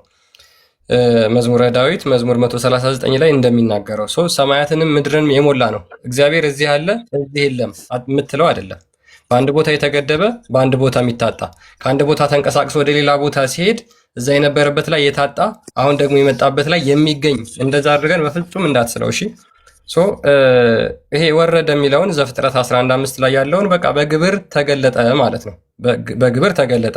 አንድምታውን እንኳን ብታዩ ምን ይላል? ጌታም ተንኮላቸውን አውቆባቸው በእግር ያይደለ በግብር ወዳሉበት ሀገር መጣባቸው ይላል። በምን? በግብር መጣባቸው። 70 ሰናወር የሰሩትን ግንብ ገልብጦ ይጥልባቸው ዘንድ የመጣባቸው ምንድን ነው? ያንን ቁጣውን ገለጠባቸው፣ በግብር አሳያቸው። እነዛ ሲሰሩ የነበረውን የክፋታቸውን ስራ ምን አድርጎ ገለጠባቸው ማለት ነው? በግብር መጣባቸውና አሳያቸው ማለት ነው እንጂ እንደዚህ በእግሩ ወረደ እየበረረ ወረደ ምናምን የሚባል ነገር የለም። ምክንያቱም እሱ እንደዚህ አይነት አካላት ክፍሎች ኖሮት በነዛ አካላት ክፍሎች ላይ ጥገኛ ሆኖ እነዛን የሚጠቀም አይደለም። ምክንያቱም እሱ ምንድነው? መንፈስ ነው። እርሱ በሁሉ የሞላ ነው። እርሱ አይታይም ማለት ነው። እነዚህ ሁሉ ይገድቡታል። ሙሐመድ ሜይ ቢ ግልጽ ይመስለኛል። እዚህ ጋር ብዙ ጊዜ ያነሱታል። ዘፍጥረት 11:5 ላይ እግዚአብሔርም የሰው ልጆች የሰሩትን ከተማና ግንብ ለማየት ወረደ የሚለው እዚህ ጋር ዳይሬክትሊ ወረደ ነው የሚለው ጥቅሱና ወረደ ሲል ቅድም እኮ እያለ ነበረ። አንደኛ መጽሐፍ ቅዱስ እንደዚህ አይነት ቃላቶችን ብታገኝ በግብረ አካላት ከመገለጥ አንጻር የሚነገሩ ናቸው። ይኸው አሁን እኮ እስካሁን ያስረዳው እኮ እሱን ነው። በምንድን ነው የወረደባቸው? ይኸው አሁን አንተ እንዳሰብከው እንዳልሆነ ለመመልከት ለራሱ ለመመልከት ወረደ ነው እኮ የሚለው። ግንቦችን ለማየት ወረደ ይላል። የሰው ልጆች የሰሩት በመጀመሪያ እግዚአብሔር ሁሉም ቦታ አለ፣ ሁሉም ቦታ አለ። ግን ወረደ ከሆነ ቦታ ወደሆነ ቦታ እንደተሸጋገረ ያመለክታል አይደል? እሱ እንደማያመለክት በምን እንደምታውቅ ታውቃለህ? አንድ የመጽሐፍ ቅዱስ ክፍል ጠቅሼ ሜይ ቢ ጥሩ ልጅ ስለሆንክ ላሳይህ። መዝሙር 139 ላይ ያለውን ላሳይህ። ያ ምን ይላል መሰለህ? ከመንፈስህ ወዴት እሄዳለሁ? ከፊትህስ ወዴት እሸሻለሁ? ወደ ሰማይ ብወጣ አንተ በዚያ ነህ፣ ወደ ሲኦልም ብወርድ በዚያ አለህ። እንደ ንስር የንጋት ክንፍ ብወስድ እስከ ባህር መጨረሻ ብበር በዚያ እጅህ ትመራኛለች፣ ቀኝህም ትይዘኛለች ይላል። ስለዚህ እግዚአብሔር አምላክ በሁሉ የሞላ ነው። በሰማይም አለ በምድርም አለ ማለት ነው።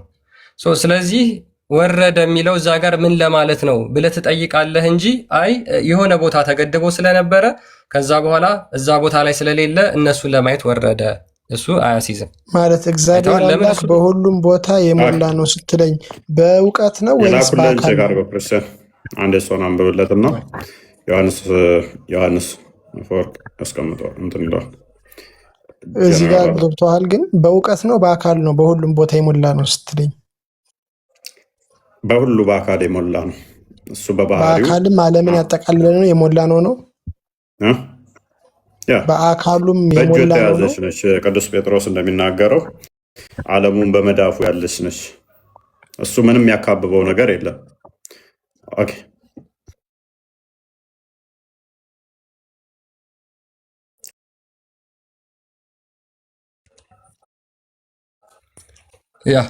for had they seen the very nature, they would not have beheld it under different forms, since that is simple, without form or part or boundary lines። ምንድነው ማለት ነው? ፈጣሪ ሲምፕል ነው። ሲምፕል ነው ማለት እነዚህ የአካላት ውጤት የአካላት ድምር አይደለም፣ ፎርምም ያለው ቅርጽም ያለው አይደለም ይላል። አየህ፣ አሁን እናንተ ጋር አላህ ቅርጽ አለው። ሙሐመድ እንደተናገረው አላህን በሚያምር ፎርም በሚያምር ቅርጽ አየሁት ብሎ ስለተናገረ ማለት ነው። አየው፣ እኛ ጋር ግን አምላክ ቅርጽ የለውም። ኦር ፓርቶች የተለያዩ ፓርቶች ውጤት አይደለም። ኦር ባውንዲንግ ላይን የሚወሰንበት መስመርም የለውም። ኢት ሲትስ ኖት አይቀመጥም፣ ኖር ስታንድስ አይቆምም፣ ኖር ዎክስ አይንቀሳቀስም። ዲስ ቲንግስ ቢሎንግስ ኦል ቱ ቦዲስ እነዚህ ሁሉ የሚነገሩት ክፍለ አካላት ላሉት ነገር ነው። but how is he only knows አይተዋል። ስለዚህ እነዚህ ነገሮች በሙሉ የሚነገሩት ክፍለ አካላት ላሉት አካል ነው እንጂ ክፍለ አካላት ለሌሉት አካል በሙሉ ለሞላ አካል እንደዚህ አይነገርም ማለት ነው። ያ ቴንክ ዩ መሄድ፣ መምጣት፣ መቀመጥ፣ መቆም እነኛ አይነገሩም። በብሉይ ኪዳን ላይ ቴዎፋኒ አለ፣ በመገለጥ የተነገሩ አሉ። ያ ማለት ግን ሊትራሊ በባህሪው እግዚአብሔር እንደዛ ነው ማለት አይደለም። ልክ ሙሐመድ ለምሳሌ አላህን እብኑ ተሚያም እንደሚያስቀምጠው ፍሪዛም ሆኖ አረንጓዴ ቦታ ላይ አየሁት በመገለጥ ብሎ ያንን ልክ እንደዛ ማለት ነው። በመገለጥ በብሉይ ኪዳን ይተነገራል። ፈጣሪ ግን ምንድነው? ሲምፕል ነው። ዊዛውት ፎርም ዊዛውት ፓርት የሆነ ቅርጽ ሰጥተ የሚታይ የሚመጣ የሚቀመጥ የሚቆም አይደለም። ስለዚህ አሁን ወደ አስማው ሲፋት እንመለስና ባክ እናድርገው። አስማው ሲፋት ላይ ስንመጣ እንግዲህ ነቢያቶች ያስተማሩት ከሆነ አስማው ሲፋትን ሞር ፎከስ የተደረገው ሙሐመድ ያስተማረው ብቻ አይደለም ወይ?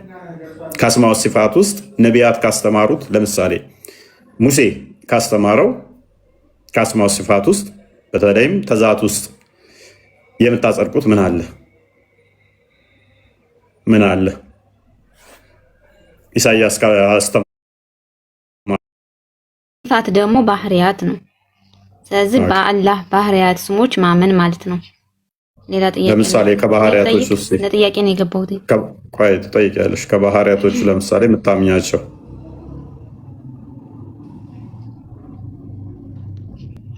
ማለት ከምታምኚው ከአላህ ባህሪያት ውስጥ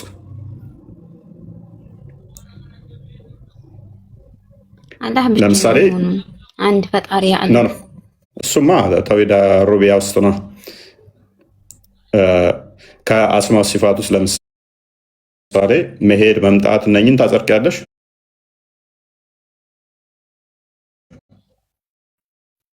አላህ እግር እንዳለው እጅ እንዳለው። እሺ፣ ስለዚህ መናገር እችላለሁ። አላህ እግር አለው፣ አላህ እጅ አለው ሲባል አንድ ጥያቄ ስትጠይቁ ያ ጥያቄ ወደ እናንተ እንደሚመጣ ማሰብ አለባችሁ። ለምሳሌ እግዚአብሔር እግር እንዳለው ተናግሯል። እግዚአብሔር 7 አይን እንዳለው አለ አይደለ? መጽሐፍ ቅዱሳችሁ ላይ። እሺ፣ ስለዚህ እናንተ ለምሳሌ አላህ Subhanahu Ta'ala እጅ አለኝ ሲል የሰው አይነት እጅ አለኝ ማለት አይደለም። በምሳሌ ልንገር አስረዳክ። ጠይቅ። ለምሳሌ በሀገር እንሄድና የሆነ ሀገር ላይ የኢትዮጵያ እጅ አለበት ሲባል ኢትዮጵያ እጇን ዘርግታ ማለት ነው? ኖ፣ የኢትዮጵያ እጅ አለበት ሲባል ስራዋ ነው አይደል? ስራዋን ነው የሚገልጸው። ገባ? ስለዚህ አላህ እጅ አለው አላህ Subhanahu Ta'ala እኔ በእጆቼ ፈጠርኩ ሲል ስራውን ሀያልነቱን ለመግለጽ እንጂ እኔ እንደናንተ እጅ አለኝ ማለት አይደለም። አላህ ባት አለው ስትልም ሰምቻለሁ። እንደዛ ሲባል ደግሞ አላህ Subhanahu Ta'ala እንደኛ ባት እንደ ሰው አላህ ምንም ሰው አይመስልም፣ ከፍጡራን ጋር ይገናኛል። አላህ Subhanahu Ta'ala እኔ ባት አለኝ ብሎ ሲናገር የጭንቁን ቀን የዛን የምናይበትን የጭንቁን ቀን ለመግለጽ ነው። በአረበኛ የፍልስጤማዊ በዛ ስለተተረጎመ እንጂ ቀጥታ ባት ማለት ባት አይደለም። አላህ ምክንያቱም እኛን አይመስልም። በሱረቱ ሹራ አንቀጽ 11 ላይ ተናግሯል። ምንም እኛን ፍጥረታትን አይመስልም። ይህን ለማለት ነው። እጅ ያለው ሲባል እጅ ያለው ማለት አይደለም፣ የሰው አይነት እጅ ማለት ነው። የራሱንስ የሚመስል አይነት እጅ ያለው ነገርኩ። ገብቶሃል? በደንብ ተረድተኛል። እንትን ወደ ሌላ ወይም ላለመረዳት እየፈለጋችሁ እንጂ ነገርኩ። አንድ የቀደሙን በአላህ ባህሪያት ላይ ማስተባበል የሚለውን አንዴ ክፈትልኝ ክርስቲያን። ቀጥታ ከእስልምና ወጥተሻል። ምክንያቱም ዋብያ ትመስኛለሽ። ለምንድን ነው የምወጣው? እኔ እኮ አላህ እጅ የለውም አላልኩም። እጅ አለኝ ሲል የራሱ እንደኛ አይነት እጅ አለኝ ማለቱ ሳይሆን ስራውን ኃያልነቱን ለመግለጽ ነው እኮ። ገብተሽ ተዊል አደረግሽ። ቆይ አዳምጪ። ተዊል አደረግሽ እኮ ተረጎምሽው። የአባሾችን አቂዳ ነው ያልሽው። አሁን ዋብያን ትመስኛለሽ ፕሮፋይልሽ እንደሚታየው፣ ያነሳሽው ግን የአባሾችን አቂዳ ነው። እነሱ ተዊል ያደርጋሉ። እጅ ሲባል እጅ አሁን ለምሳሌ አንቺ እንደተረጎምሽ እንትን የለም። አንድ ሙስሊም ነን። ኦኬ፣ እናየዋለን። መጽሐፍቶችሽ እንደዛ ይላሉ። አንድ ሙስሊም ናቸው፣ እነሱ ሙስሊም ናቸው።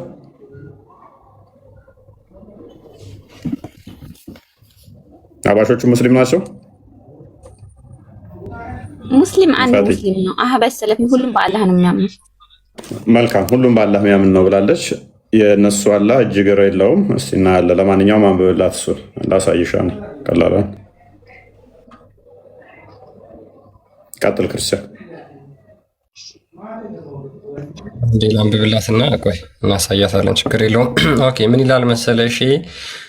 አንቺ ሼክ ብለሽ የምትከታዩ የአብዱል ወሃብ መጽሐፍ ወደ አማርኛ ተርጉሞ ማለት ነው የአላህ ስሞችንና ባህሪያትን መካድ። አንቺ አሁን ምን የሚባል የለውም ብለሻል። እጅ የሚባል እንደዚህ የለውም ብለሻል አይደል? ለምን ወደ ሌላ ተቀይራላችሁ? እኔ እንደዛ ነው ያልኩትኝ። አላህ እጅ አለው፣ ግን እጅ ያለበትን ባህሪያቱን እየገለጽኩልህ ነው፣ እያስረዳሁህ ነው እኮ። ስለዚህ ያ ባህሪው እጅ አለው ማለት ነው አይደል? የራሱ የሆነ እጅ አለው ወይስ የለውም ነው ብለሽ የምታምኚው አንቺ? ምክንያቱም መጀመሪያ ሽንጠቅ ስላደረግሽ ማለት አላህ Subhanahu Ta'ala ፍጥረታን እንደማይመስል ተናግሯል። እጅ ያለው ማለት አላህ ከፍጡር ጋር እናንተ ከፍጡር ጋር እየመሳሰላችሁ ከምን ጋር አነጻጸርሽው መሰለሽ? አንቺ ከምን ጋር አነጻጸርሽው መሰለሽ? ኢትዮጵያ እጆቿን ወደ ምናምን ትዘረጋለች ሲባል አልሽ እጅ የሚባል ነገር ኑሯት የምትዘረጋው አይደለም። ልክ ያላህም እንደዛ ነው ብለሻል ወይስ አላልሽ? ትክክል። አላህ Subhanahu Ta'ala ለመግለጽ የፈለገው እኔ እጅ አለኝ እንደናንተ እጅ አለኝ ማለት ሳይሆን ስራውን ኃያልነቱን ለመግለጽ ነው።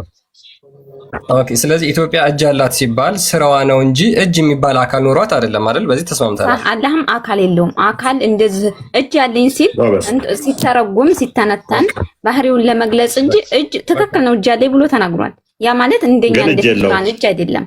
ያ ግን እጅ የለውም እጅ አለኝ ግን ተብሏል። ስለዚህ ተረጎማል። ወደ ጥያቄ ልሂድ። አንዴ እንሂዳ። ቆይ እናሳይሽ፣ ከእስልምና እንዴት እንደወጣሽ እናሳይሽ። አንተ ስላልፈልግ ያ ከአላህ ስሞችና ባህሪያት አንዱንም አለመቀበል ከኢስላም ውጪ ያደርጋል። እንኳን ደስ አለሽ፣ ከእስልምና ወጥተሻል። አንዱንም አልካድኩም። ኦኬ አንዴ እንትኑ ውስጥ ግባና በቀላል መልኩ የተዘጋጀውን የእንትናን የአብዱልአዚዝ ቢን አህመድ እሱን አንዴ ክፈተው።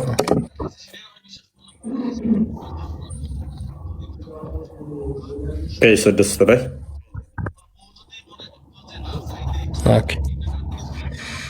እሺ አንዴ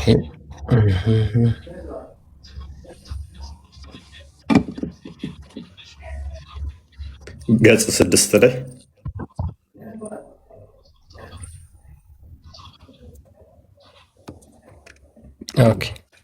እሺ ቆይ ሶስተኛ የሚለውን አንድ አንበበው እስኪ ትንሽ አስጠጋው።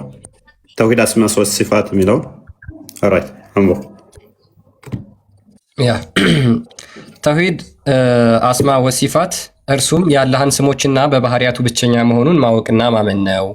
ይህን የሚያረጋግጠው አላህ እርሱ ለራሱ ያጸደቃቸው ስሞችና መልካም መገለጫ ባህሪያት እንደዚሁም በመልእክተኛው አማካኝነት የጸደቁትን ስሞችና ባህሪያት በፍጡራን ስሞችና ባህሪያት ሳናመሳስል ወይንም ትርጉም ሳናዛባ እንዴ በፍጡራን ስሞችና ባህሪያት ሳናመሳስል ወይንም ትርጉም ሳናዛባ ወይንም ትርጉም አልባ ሳናደርግ በቀጥታ ቃሉ በሚሰጠው ትርጉም መሰረት ስናምን ብቻ ነው። ፈቲ ምን አይነት ተሳስሽ መሰለሽ? በመጀመሪያ ከፍጡር ጋር መሳሰልሽና ምድር ኢትዮጵያ ለምሳሌ አበደን አላመሳሰልኩም። ፕሊስ በስነ ስርዓት በላ አደርብኛ ትላልቅ አደርብኝ ለቅልሻለሁ ቆጥቀጥ ያልሽ አደርብኝ። መጀመሪያ ከኢትዮጵያ ጋር መሳሰል የኢትዮጵያ እንደዚህ ቢባል እንደዚህ እጅ አላ ማለት አይደለም አልሽ። አንድ ስህተት ነው ማለት አልነበረብሽም። ሁለተኛ እነኛ ባህሪያቱ ላላ የጸደቀውን በቀጥታ መቀበል ነው ይላል ክፍሉ። አንቺ ግን እጅ ሲባል እንደዚህ ለማለት እንጂ እጅ የለውም አልሽ። ቃሉ የሚለውን በቀጥታ መቀበል ነው ይላል አይደለ? ሳንተረጉም ምን ሳንል አዎ አለው ቃሉ የቃሉን ቀጥታ ትርጉም ነው የምንወስደው ይላል። እጅ አለው ተብሏል፣ እጅ አለው ነው። አንቺ ግን ሌላ ኢንተርፕሬቴሽን ውስጥ ገባሽ፣ ሌላ ትርጓሜ ውስጥ። ስለዚህ ይሄን እንዴት ያይወርድሽ? ጥያቄ እንደቀጥል ቆይ ትጠይቂያለሽ። እዚህ ጋር እንደተሳሳትሽ ገባሽ። አንተ ወላሂ አልተሳሳትኩም። ምክንያቱም ነገርኩህ። አንተ ለምሳሌ የተጻፈው እጅ ያለው ስላለ አላህ ሱብሃነሁ ወተዓላ ካዱ ብሏል አልካ። አቂዳችሁን እኮ ስለማታውቁት ነው። አቂዳችሁን ስለማታውቁት ከፍረሻል፣ ከእስልምና ወጥተሻል፣ ከዋብያ አቂዳ ወጥተሻል። ቀጥላ እንዴ ያ ወጥተሻል፣ በደንብ ወጥተሻል። ሻሃዳ ሄደሽ መያዝ አለብሽ እህታችን። ወይ ይሄን ቪዲዮ ደግሞ ማስረጃ እንዲሆንሽ በደንብ አዳምጪው። ይሄ እንትንሽ ነው፣ ኡስታዝሽ ነው። አዳምጪው አንዴ። አላህ እጆች አሉት፣ አላህ እግር አለው፣ ተረከዝ አለው፣ ጣቶች አሉት። ታምኛለሽ? ይሄንን ይጨርሳ ቪዲዮ መጀመሪያ ይጨርስ ምን እንዳለ። ወይ እንደዚህ አሁን እንደተናገረው ታምኛለሽ? በትክክል ሁሉንም እቀበላለሁ፣ ግን አገላለጽ አለው። ያንን ሲል አሁን ይሄ ኡስታዙ አብራርቶታል። ያለምንም አገላለጽ መጽሐፉ ላይ እኮ ይኸውልሽ፣ ያለምንም አገላለጽ ነው መቀበል ያለብሽ። አንተ እንዴ ግለጭ የሚል ተቀምጧል እኮ ቁርአን ላይ ተገለጽሽማ። ተዊል ማድረግ ይቻላል ያላህን እጅ። ወይ ፈጣን እየተረዳኸኝ አይደለም። ለምሳሌ እኔ አልካድኩም፣ ገባ? ችግር የለውም። ተዊል ማድረግ ይቻላል ወይስ አይቻልም? ተዊል ማድረግ ይቻላል። ለምሳሌ አላህ እጅ አለው ሲባል ተዊል ማድረግ በምሳሌ መናገር ይቻላል። ላስጨርስልሽ። እፎይ የሚለውን ግን አንሰማም። አህባሽና እፎይ ወንድምና እህት ናችሁና ማለት ነው። አየሽ፣ ቅድም ከአህባሾች ጋር አንድ ነን ብለሽ ነበር አይደል? ይሄ ግን እፎይን አህባሾች የእፎይ ናቸው ነው ያለው እንጂ ወሃቢያና አህባሽ አንድ ናቸው አላለ። አላህ እጆች አሉት፣ አላህ እግር አለው፣ ተረከዝ አለው፣ ጣቶች አሉት። አላህ አይኖች አሉት፣ አላህ ይሰማል፣ መስሚያዎች አሉት። አላህ አካል ሰጣችሁ፣ እኛ አይደለም የሰጠነው። አላህ ለራሱ በጣም ጥሩ። አላህ እግር የሚባል አካል እንዳለው ታምኛለሽ? ሁሉንም እቀበላለሁ። ቁርአን ላይ አላህ የጠቀሳቸውን በሙሉ ቅድም አካል የለውም ብለሽ ነበር እኮ ፈቲ። ልነግርህ ነው እቀበላለሁ። ግን አላህ ከፍጡራን ጋር አይመሳሰልም። ልክ እግር አለው ስል እንደኔ እግር አለው አልልም። እኔ እንዳንቺ እንደሱ የሆነ አካል አለው ወይ ብለሽ ታምኛለሽ ወይ ብዬሽ አላምንም ብለሽ ነበር። አንተ እኮ እንደሱ ስትል እኮ የሆነ ግዑዝ አደረከው እኮ እንደሱ ስትል እኮ የራሱ ተፈጥሮ አለው። አቂዳሽን ቀየርሽ ፈቲ፣ ይመችሽ። እሺ አሁን ደግሞ ቀየረች በደቂቃ ውስጥ። በጭራሽ ወደ የሚታይ ከሆነ ግዑዝ እኮ ነው። ለዛ ነው አሁን አካል ካልሽ ያ የሚታይ ነው ማለት ነው። እሺ የሚታይ ከሆነ ቦታ የሚይዝ ከሆነ ቦታ ይዛል ብለናል እኛ። ቦታ ይዛል ብለን ነው የምናምነው። አናምንም። የት ያለው? አዎ ገሃነም ውስጥ አርሽ በላይ። ኦኬ ከሌሊቱ 1/3ኛስ? በትክክል ከሌሊቱ 1/3ኛ ይወርዳል ሲባል አላህ ሱብሃነሁ ወተዓላ ይወርዳል ሲባል እራሱ አካሉ ይወርዳል ማለትም አይደለም። ከ1/3ኛ ላይ ሌሊት ይወርዳል ሲል የኡመቶቹን የባሪያዎቹን ዱዓ ለመቀበል ይወርዳል እንጂ ይወርዳል ማለት አካሉ አይደለም። ዱዓቸውን ይቀበላል እንደማለት ነው። ዱዓቸውን ይቀበላል። ነገርኩህ። ምኑ ሲታነታ አላህ አይደለም የሚወርደው? ከሌሊቱ 1/3ኛ አላህ አይደለም የሚወርደው? አላህ ይወርዳል ሲባል እንደ ሰው ወይም የሆነ ነገር ላይ ወጣ። እኔ እንደማን ብዬ አልጠየቅኩሽም ፈቲ። እንደማን ነው የሚወርደው ብዬ አልጠየቅኩም። የሚወርደው አላህ ነው አይደለም? ነው ግን በአካል አይደለም የሚወርደው። ወይም አካል አለው ማለት አይደለም። ይወርዳል ሲባል በምንድን ነው የሚወርደው? ይወርዳል ሲባል የኛን ዱዓ ይሰማል፣ ይቀበላል። አሁንም ከእስልምና ወጥተሻል። አሁንም ከዋብያ አቂዳ ወጥተሻል። እናመሰግናለን። ለነገሩ ይህንን ፕሮፋይል አድርገሽ እንዴት ታውቂዋለሽ? ክርስትና ላይ እንደማጨማለቅ አቂዳቸውን ከናያውቁትም። አይዘ ሶሪ እኔ ደጋግሜ እነግራቸዋለሁ። ንጽጽር የሚሰሩት እራሱ አቂዳቸውን አያውቁትም። መሬት ያሉት ትልቅ መሻይኮቹ ቢመጡ አፋቸውን እዛው ጉድ ነው የሚሉት። ይህ ሰው ይዞ ነው የሚያስተምረው። ይህ እስኪ ማለት ነው ጀግና እና አቂዳቸውን ጠንቅቀው አለማወቃቸው ለዚህ ዳርጓቸዋል። ምንም ያውቁት ነገር የለም። ፈዲ አሁንም ስተሻል፣ ደግመሽ አሁንም ስተሻል። እንትን መጽሐፍ ቅዱስን እንደ አዲስ እንትን ብሎ የሚያስተምር ልጅ ነው ፕሮፋይል ያደረኩልሽ።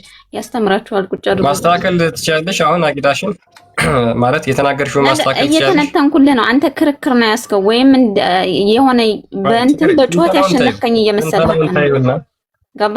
እኔ እያስረዳሁህ ነው። እየጮኩ አይደለም። አንቺ ይኸውልሽ እዛ የሚጮህበት ቤት ቆይተሽ ስለመጣሽ እኔ ተረጋግቼ ስላወራው ያ እያቃጨለብሽ ነው የነበርሽበት ቤት። ለዛ ነው እኔ በጣም ተረጋግቼ ነው እያወራ ያለሁት በነገራችን ላይ። እሺ ችግር የለውም። ለመጨረሻ ጊዜ ልጠይቅሽ፣ የሚታይ አካል አለው ብለሽ ታምኛለሽ ወይስ አታምኝ? የሚታይ አካል አላህ እንዴት ይታያል? ፍጡር አይደለም እኮ። ከእስልምና ወጥተሻል። 10 ጊዜ ነው ዛሬ ወጣችሁ።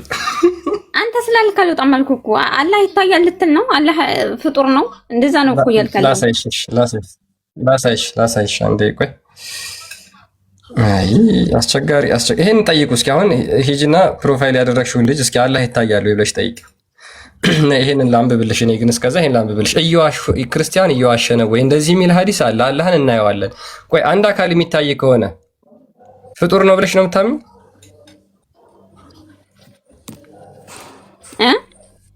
ላንብብልሽ። ኤኒዌይስ ላንብብልሽ። ቡሃሪ 7439 ላይ ምን ይላል መሰለሽ? አቡ ሳይድ አልኩድሪ እንደተረከው ይልና የሙሐመድ ሰሃቦች ሙሐመድን ጠይቀውት ነበር። ምን ብለው መሰለሽ? የአላህ መልእክተኛ ሆይ አላህን በቂያማ ቀን እናየዋለን ብለው ጠየቁት።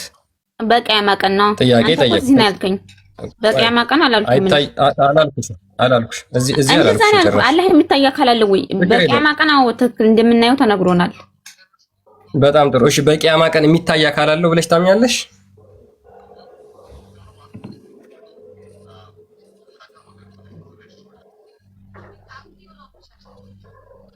ጎ ሄድ። ምን በየትም እኮ ብትይ ያው ነው።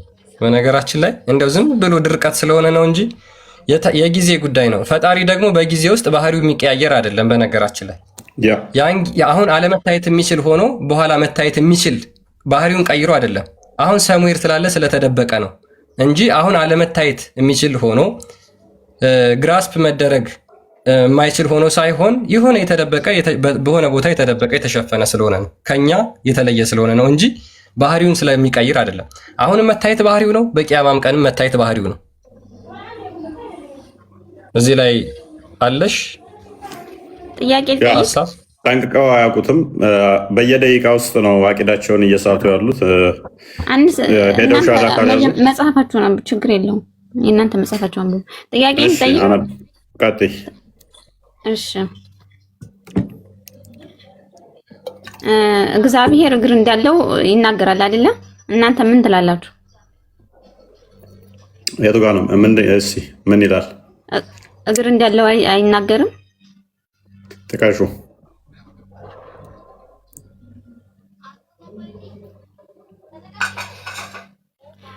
ሌላም ጥያቄ አለኝ። ኦኬ። እና ምን ሆነ? እግር የሚናገር ብታገኝ ምን ሆነ? እኛ ይተረጎማል አልንሽ እኮ። ለምሳሌ ምድር የእግሬ መረገጫ ነች ይላል። ስለዚህ የእግዚአብሔር ረግጧት እዚህ ጋር እያየን ነው። እግሩን እንደዚህ የሚረገጥ ነገር ነው እኮ። እኛም ጋር ነው። በምን ተረጉምታላችሁ?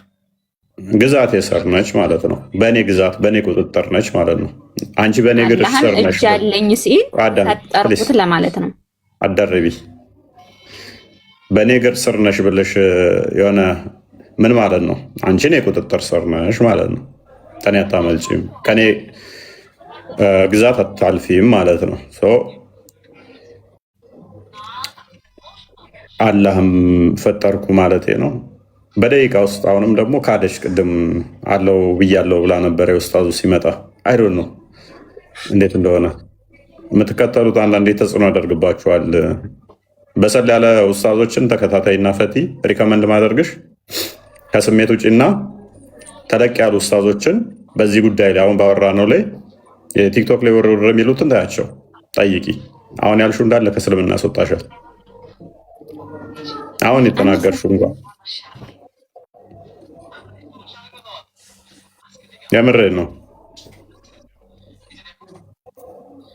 ሌሎች ካሉ አስገባ። ክርስቲያን ጥያቄ አለኝ። ሌላም ክርስቲያን የእግሩ ተመለሳልሽ እህታችን። ያው እግር ሲባል ልክ እንዳላህ ምናምን አይደለም። እሺ ኢሳይያስ 66:1 ላይ ይናገራል ማለት ሰማይ ዙፋኔ ነው፣ ምድር የእግሬ መረገጫ ነው ይላል። ይህ ማለት ምድርን በእግሩ ይረግጣታል። ምድርን ለመርገጥ የሚበቃ ትልቅ እግር አለው ምናምን ብለሽ በአይምሮሽ እንዳትስይ። እሺ እናት ምንድነው በአጭሩ በምድር ውስጥ ያለው የትኛውን ፍጥረት ላይ ፍጹም የበላይ መሆኑን፣ ስልጣን የሱ መሆኑን፣ ስልጣንና የበላይነት እንዳለው፣ ምድር በሱ ቁጥጥር ስር መሆኗን ለማሳየት የተጠቀሰ አገላለጽ ነው። እሺ ኢየሱስ ፈጣሪ ከሆነ አምላኬ ለምን ተውከኝ ለምን አለ? ማንን ነው ያለው? አምላክ ፈጣሪ ሊኖረው አይችልም። ፈጣሪ ከሆነ ማንን ነው ለምን ተውከኝ ያለው? ክርስቶስ የመጣው የነቢያትንም አንድ ትንቢታቸው ሊፈጽም ነው። መዝሙረ ዳዊት ምዕራፍ 22 ላይ የተነገረ ትንቢት ነበረ። ያንን ትንቢት የነቢያቱን ጩኸት ነው የጮኸው። ነቢያቱ አምላኬ አምላኬ ለምን ተውከኝ ብሎ መዝሙረኛው ዳዊት በመዝሙሩ ምዕራፍ 22 ከቁጥር 1 ላይ ተናግሮት ነበረ። ያንን ጩኸት ነው የጮኸለት እንጂ ፈጣሪ የለውም ነው። ራሱ ፈጣሪ ነው። እሺ እግዚአብሔር 7 አይን አለው ለሚለውስ የቱ ጋር ነው የሚለው? ይላል ዘካርያስ 4 ቁጥር 10 ላይ እነዚህ 7ቱ በምድር ላይ የሚሮጡ የእግዚአብሔር አይኖች ናቸው ይላል። እያባረሻቸው ነው። ጥያቄን የጠየቁት ያ ቅድምም ብዬሻለሁ፣ ይተረጎማሉ እነሱ 7 መናፍስት 7 አይኖች። እነዚህ 7 ፍጹምነትን የሚያሳይ ቁጥር ነው። ቤተክርስቲያናችንም አንድም እንጂ አይኖች እንደዚህ ብለን አንተረጉምም እኛ። ጣት ስለሚለው ጣትም ክንፍ ላባ ለሚለው ክንፍም እንዴት ነው? ካንፍም ካለው ካንፍ ሳይሆን ክንፍ ለሚከብደው በጥበቃ ውስጥ እንዳለሽ የሚጠቁም ነው። እግዚአብሔር በላባዊ ይጋርዳል፣ በክንፉ በላባዊ ይጋርዳል እንደዚህ የሚል መዝሙረ ዳዊት ላይ ያለው ጥበቃውን የሚያሳይ ነው። በሱ ጥበቃ ስር፣ በሱ ክንፍ ስር፣ በሱ ግርዶሽ ውስጥ እንዳለሽ የሚጠቁም ነው። ጣትም ሲል ክርስቶስ ለምሳሌ አካላዊ ቃል የአብ እጁ የአብ ክንዱ ተብሎ ይተረጎማል። ኃይልን የሚጠቁምም ነው። ግብረ አካላትን እናጸድቃለን ብያሽ ነበር ቅድም። ግብረ አካላት ማለት ምን ማለት ነው? የአካላት ግብሮች በዛ ተጠርቷል ፈጣሪ ብዬሽ ነበር ቅድም እኮ። ስለዚህ ሁሉን ትቀበላላችሁ፣ እግር እንዳለው ፀጉር ሁሉ ያኒ አካል እንዳለው ማለት ነው እንደኛ። ምክንያቱም መጽሐፍ ቅዱሳችሁ ላይ እንደዛ ነው። አንቺ ነሽ እየተቀበልሽ ያለሽው። ግብረ አካላት አልኩሽ እኮ በአካል ግብሮች ተጠርቷል እንጂ አካል እነኚህ ፓርቶች ስፔሲፊክ ፋንክሽን ያላቸው ለፈጣሪ አንሰጥም። እናንተ ጋር ግን ትሰጣላችሁ። እራሱ እያለ እግዚአብሔር የአፍንጫ ገዳዳ መተንፈሻዎችም አለው ይላል። በቃ አሁን እያዳመጥሽኝ አይደለም ማለት ነው። ፕሊዝ ፈቲያ ሁሉም የሚተረጎሙ ናቸው አልሽ። እያንዳንዱ ያነሳሽው በሙሉ የሚተረጎም ነው በነገራችን ላይ እና ከዚህ በኋላ 10 ብታነሽም ሁሉም የሚተረጎም ነው። እኛ በአጭሩ ምን መሰለሽ እግዚአብሔር መንፈስ ነው ይላል መጽሐፍ ቅዱስ ሲናገር። አንዴ ላሳይሽና እንጨርሳለን። በቃ ሁሉም ይዘጋዋል። በነገራችን ላይ የዮሐንስ ወንጌል ምዕራፍ 4 ላይ ያለው ማለት ነው ቃል ቁጥር 24 ላይ ያለው ምን ይላል መሰለሽ? እግዚአብሔር መንፈስ ነው። ሉክ እግዚአብሔር መንፈስ ነው፣ የሚሰግዱለትም በመንፈስና በእውነት ሊሰግዱለት ያስፈልጋቸዋል ይላል። አየሽ?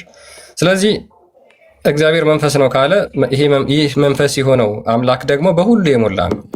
በሁሉ የሞላ እንደመሆኑ እንደዚህ በክፍለ አካላት ገልጸሽው በአንድ ቦታ የምትገድቢው ወይም ደግሞ የተገደበ ስፔሲፊክ የሆነ አካል አለው ማለት አይደለም። ለምሳሌ እግር የምትባል አካል ያለችው፣ እጅ የምትባል አካል ያለችው፣ አይን የምትባል ለማየት የምታገለግለው አይን ያለችው፣ እንደዛ ብለን እኛ እግዚአብሔርን በፍጹም አናምንም። እነዚህ እንዳለ የተጠቀሱት በግብረ አካላት የሚገለጹ ናቸው እንጂ ስፔሲፊክ አካላት ኖሮት በነዛ የተዋቀረ ወይም ደግሞ ሆሉ አጠቃላይ ፓርቱ በእነዚህ አካላት ክፍለ አካላት የሚዋቀር አይደለም። ለምን? መንፈስ ነው አለ። አይተሽዋል። መንፈስ ከሆነ ደግሞ ምንድነው? ከነዚህ አካላት ድምር ውጤት ነፃ ነው ማለት ነው። እግዚአብሔር ሲምፕል ነው የምንለው ከዚህ አንጻር ስለሆነ እግዚአብሔር ሲምፕል ነው። የእናንተ ግን እንደዛ አይደለም። አሁን አንቺ አካልን ታጸድቂያለሽ አይደል? ፈቲያ ለአላህ አካልን ታጸድቂያለሽ ታጸድቂያለሽ አይደል? የራስን ብቻ መልስ። የኔን መለስኩልሽ። ይኸውልሽ የምታጸድቂ ከሆነ አላህ ሙሉ አካል አለው ብለሽ ታምኛለሽ? የኛ ፈጣሪ ሰው አይደለም። አካል ቢኖረውም ለራሱ የገለጸበት ይኖራል። ልክ አንተ እንደምትፈታው እግዚአብሔር እንደዚህ ያለበት እንደዚህ መንገር ነው አልክ። እኛም በዛ ነው የምንረዳው። ፈቲ አቤት። ትልልቅ ኡስታዞችን ጠይቂ። በቃ ይበቃናል። ቲክቶክ ላይ ያሉ ተውርር የሚሉትን ታያቸውና አቂዳዬ ምንድን ነው? የአላህ አካላቶች አሉት ወይንስ ይተረጎማል በይና ጠይቂ። ዋብያ ነሽ፣ ፕሮፋይልሽ ዋብያ ነው፣ አቂዳሽ ግን ያባሽ ነው። እና ትልልቅ ኡስታዞች ሁለት ጠይቂና እኔ ያልኩሽን ካልሰጡሽ ምላሽ ነገ ነይና አውቀሽኝ። ምንም እኮ አልመለስክልኝም። ነገ ነይና አውቀሽኝ። በቃ ይበቃናል። ክርስቲያን ሰናብታት። ይበቃሻል ፈቲያ፣ በጣም በደንብ መልሰንልሻል። እናንተ ጋር ያለውንም ነገር ደግሞ ምንም እንደማታውቁ በዛው ያየሽ ይመስለኛል። እውነት ለመናገር አሁን እቺ ልጅ እንዳልከው ፕሮፋይል ያደረገችው ተጽዕኖ ፈጥሮባት ነው። ምክንያቱም እዛ የሚያቦኩት ይሄንን ስለሆነ ቢያንስ ይሄንን አያስተምሯቸውም። እስኪ ቢያንስ ይሄንን ጠይቋቸው። ግድ የላችሁ ማለት ጠይቋቸውና ከዛ በኋላ ትላልቅ ኡስታዞችን ቼክ አድርጋችሁ እየዋሹ ነው ወይስ እውነት እየተናገሩ ነው የሚለውን ማረጋገጥ ትችላላችሁ። ስለ መጽሐፍ ቅዱስ ስለ አላህ ሲጠየቁ የሚመልሱት ሮጠው አላህ እግር አለው ተብለው ሲጠየቁ እግዚአብሔርም እኮ እግር አለው ይሄው መጽሐፍ ቅዱስ ውስጥ ብለው ይመልሳሉ፣ የራሳቸውን ከማብራራት ይልቅ ማለት ነው። እንደዛ አይደለም። ንጽጽር ማለት መጀመሪያ የራሳችሁን ዌል ዲፌንድድ ካደረጋችሁ በኋላ አስተምሯችሁን አምናችሁ ካሳመናችሁ በኋላ ከተናገራችሁ በኋላ ነው ከዛ የሚቀጥለው ማለት ነው። አላህ እግር አለው ወይስ እግር የለውም ተብሎ ሲጠይቅ ይሄው እግዚአብሔርም እኮ አለው እዚህ ጋር እንደዚህ ተብሏል ካልክ እየሸሸ ነው ማለት ነው። ያንተን አታውቀውም ማለት ነው። ስለዚህ የያዝከው የሰውን እምነት ማጨማለቅ ነው። ሙስሊሞች ከዚህ ነገር ውጡ። ፈርስት ፎር ማይ ማም። አይ ሰላም፣ እንዴት ናችሁ? ሰላም፣ እንዴት ነህ? እንኳን ደህና መጣህ። ደህና ነኝ አልሐምዱሊላህ። ኦኬ፣ ስለ አስማው ሲፋት እያወራን ነበር። ከተውሂድ ክፍሎች ውስጥ አንደኛው አስማው ሲፋት የሚል ነው። እስኪ ስለሱ ንገረን። እኔ ስለሱ ለማብራራት ሳይሆን ለመጠየቅ ነው የገባሁት። ጥያቄ አሸክመው ነው የላኩ አንተ ነው? ላኩ ሳይሆን እንዲህ ጥያቄ መጠየቅ ግዴታ ከሰው እንትን ማለት አለብኝ እንዴ? ስለ ተውሂድ ተምረሃል ማለቴ ለማስተማር አለ እንደዚህ ጋር እንትን ከፍተህ እንትን እያልክ ያለው ግዴታ ጥያቄ መቀበል አለብህ። እያስተማረን ነው እኮ እኛ እንኳን እንቀበልም አላለም። አየህ አሁን ግዴታ ጥያቄ መቀበል አለብህ ስትለኝ አይ አልቀበልም ያልኩህ አስመሰልከው። እቀበልሃለሁ ችግር የለውም ግን አንተ ስለ ተውሂድ ተምረሃል? ስለምን? ስለ ተውሂድ ስለኔ መማርን ሳይሆን እኔ መማርና ያለመማር ሳይሆን አንተ አሁን እኔ ጥያቄ ለመጠየቅ ነው የገባሁት። ኦኬ ጥያቄ ጠይቅ ብለው ነው የሰጡ ወይስ ደግሞ ተውሂድና ያስተማሩህ እነሱ? ሌላ እንትን ከማውራት ታን ጥያቄውን ትቀበለዋለህ ወይስ አትቀበለው? መመለስ አትችልም? የሆነ ነገር ኢንቫይት ያርክ። አይ ሳይሆን እኔ እሺ መመለስ አትችልም ስለ ተውሂድ? እስኪ ስለ አስማው ሲፋት በአንድ ደቂቃ አብራራልኝ። አይደለም ለማብራራት አይደለም የገባሁት እኔ ጥያቄ ለመጠየቅ ነው። እሺ ግን ተምርሃል ስለ ተውሂድ? ተምሬያለሁኛ። እስኪ የተማርከውን አንድ ሁለት በለን። ሳይሆን እኔ ለመጠየቅ ነው የገባሁት። በቃ ተውሂድ አስማው ሲፋትን የተወሰነ አስረዳን አለህ እኮ። እሱን ካላስረዳሁኝ መጠየቅ አልችልም? ያ አልችልም? አዎ ምንድነው ስለ ሃይማኖታችሁ ለማስተማር እንትን የላችሁ? ከተጠየቀው መልስ ቶፒክ አለው ተዛደ ትጠይቃለህ። የተቀበልናቸው ነው እኮ እስካሁን የገቡት ልጆች ካይተህ ከሆነ። እሺ መመለስ ካልፈለኩኝስ ያንተ የሃይማኖትህ እንትን ላይ ያልገባኝ ነገር ቀጥል። ክርስቲያን መጨቃጨቅ ሳይሆን ሚት አርግ ፕሊስ። በስመ አብ በጣም ነው የምትገርሙት ሙስሊሞች የምር። አንድ ደቂቃ መናገር አልቻለም ስለ ተውሂድ ማለት ነው ወንድማችን። አንድ ደቂቃ እንኳን መናገር አልቻልክም። በነገራችን ላይ የእስልምና ትልቁ ትምህርት ተውሂድ ነው ተብሎ ይታመናል። ኢቭን ከአህባሾች ጋር እንኳን የሚለያችሁ ተውሂድ እና እነዚህን ተውሂድን ለሶስት የምትከፍሉት ነው። ምክንያቱም እነሱ ተውሂድን ለሶስት መክፈል ቢድአ ነው ብለው ያምናሉ፣ አህባሾች ሱፊዎች ማለት ነው። ስለዚህ ውሃብዮች ደግሞ ያንን ተውሂድ ለሶስት ይከፈላል። ተውሂድ አልኡሉሂያ፣ ተውሂድ አልአስማ ወሲፋት እና ተውሂድ አልሩቡቢያ ብላችሁ ታምናላችሁ። ከዛ ውስጥ አንዷን ነው ዛሬ እያየን ያለ ነው፣ ስለ ተውሂድ አስማ ወሲፋት ማለት ነው። እንዴት ነው 99 ስሞች አሉት ብላችሁ ታምናላችሁ? አላህ እንዲሁም ደግሞ ያልተገለጹም የተገለጹም ባህሪያቶች አሉት። እነዚህን ወደ አንድ አምጥተን ዩኒፋይድ አድርገን እናምናለን ትላላችሁ። እግሩና እጁን እንዴት ነው ዩኒፋይድ አድርጋችሁ የምታምኑት? ባቱና እጁን ባቱና አይኑን እንዴት ነው ዩኒፋይድ አድርጋችሁ የምታምኑት? ምክንያቱም ሁለት የተለያየ ባህሪ ነው ያለው። እጅ ሲባል ሌላ ባህሪ ነው፣ እግር ሲባል ሌላ ባህሪ ነው፣ ባት ሲባል ሌላ ባህሪ ነው፣ ጣት ሲባል ሌላ ባህሪ ነው፣ ፊት ሲባል ሌላ ባህሪ ነው። ጆሮ የሚል አልመጣም። አላህ ግን ይሰማል ብለው ያምናሉ። በሚገርም ሁኔታ አላህ ይሰማል፣ ሰሚ ነው። ግን ጆሮ የሚል አልመጣም። ኦኬ በምኑ ነው የሚሰማው? አናቅም፣ አልተገለጸም።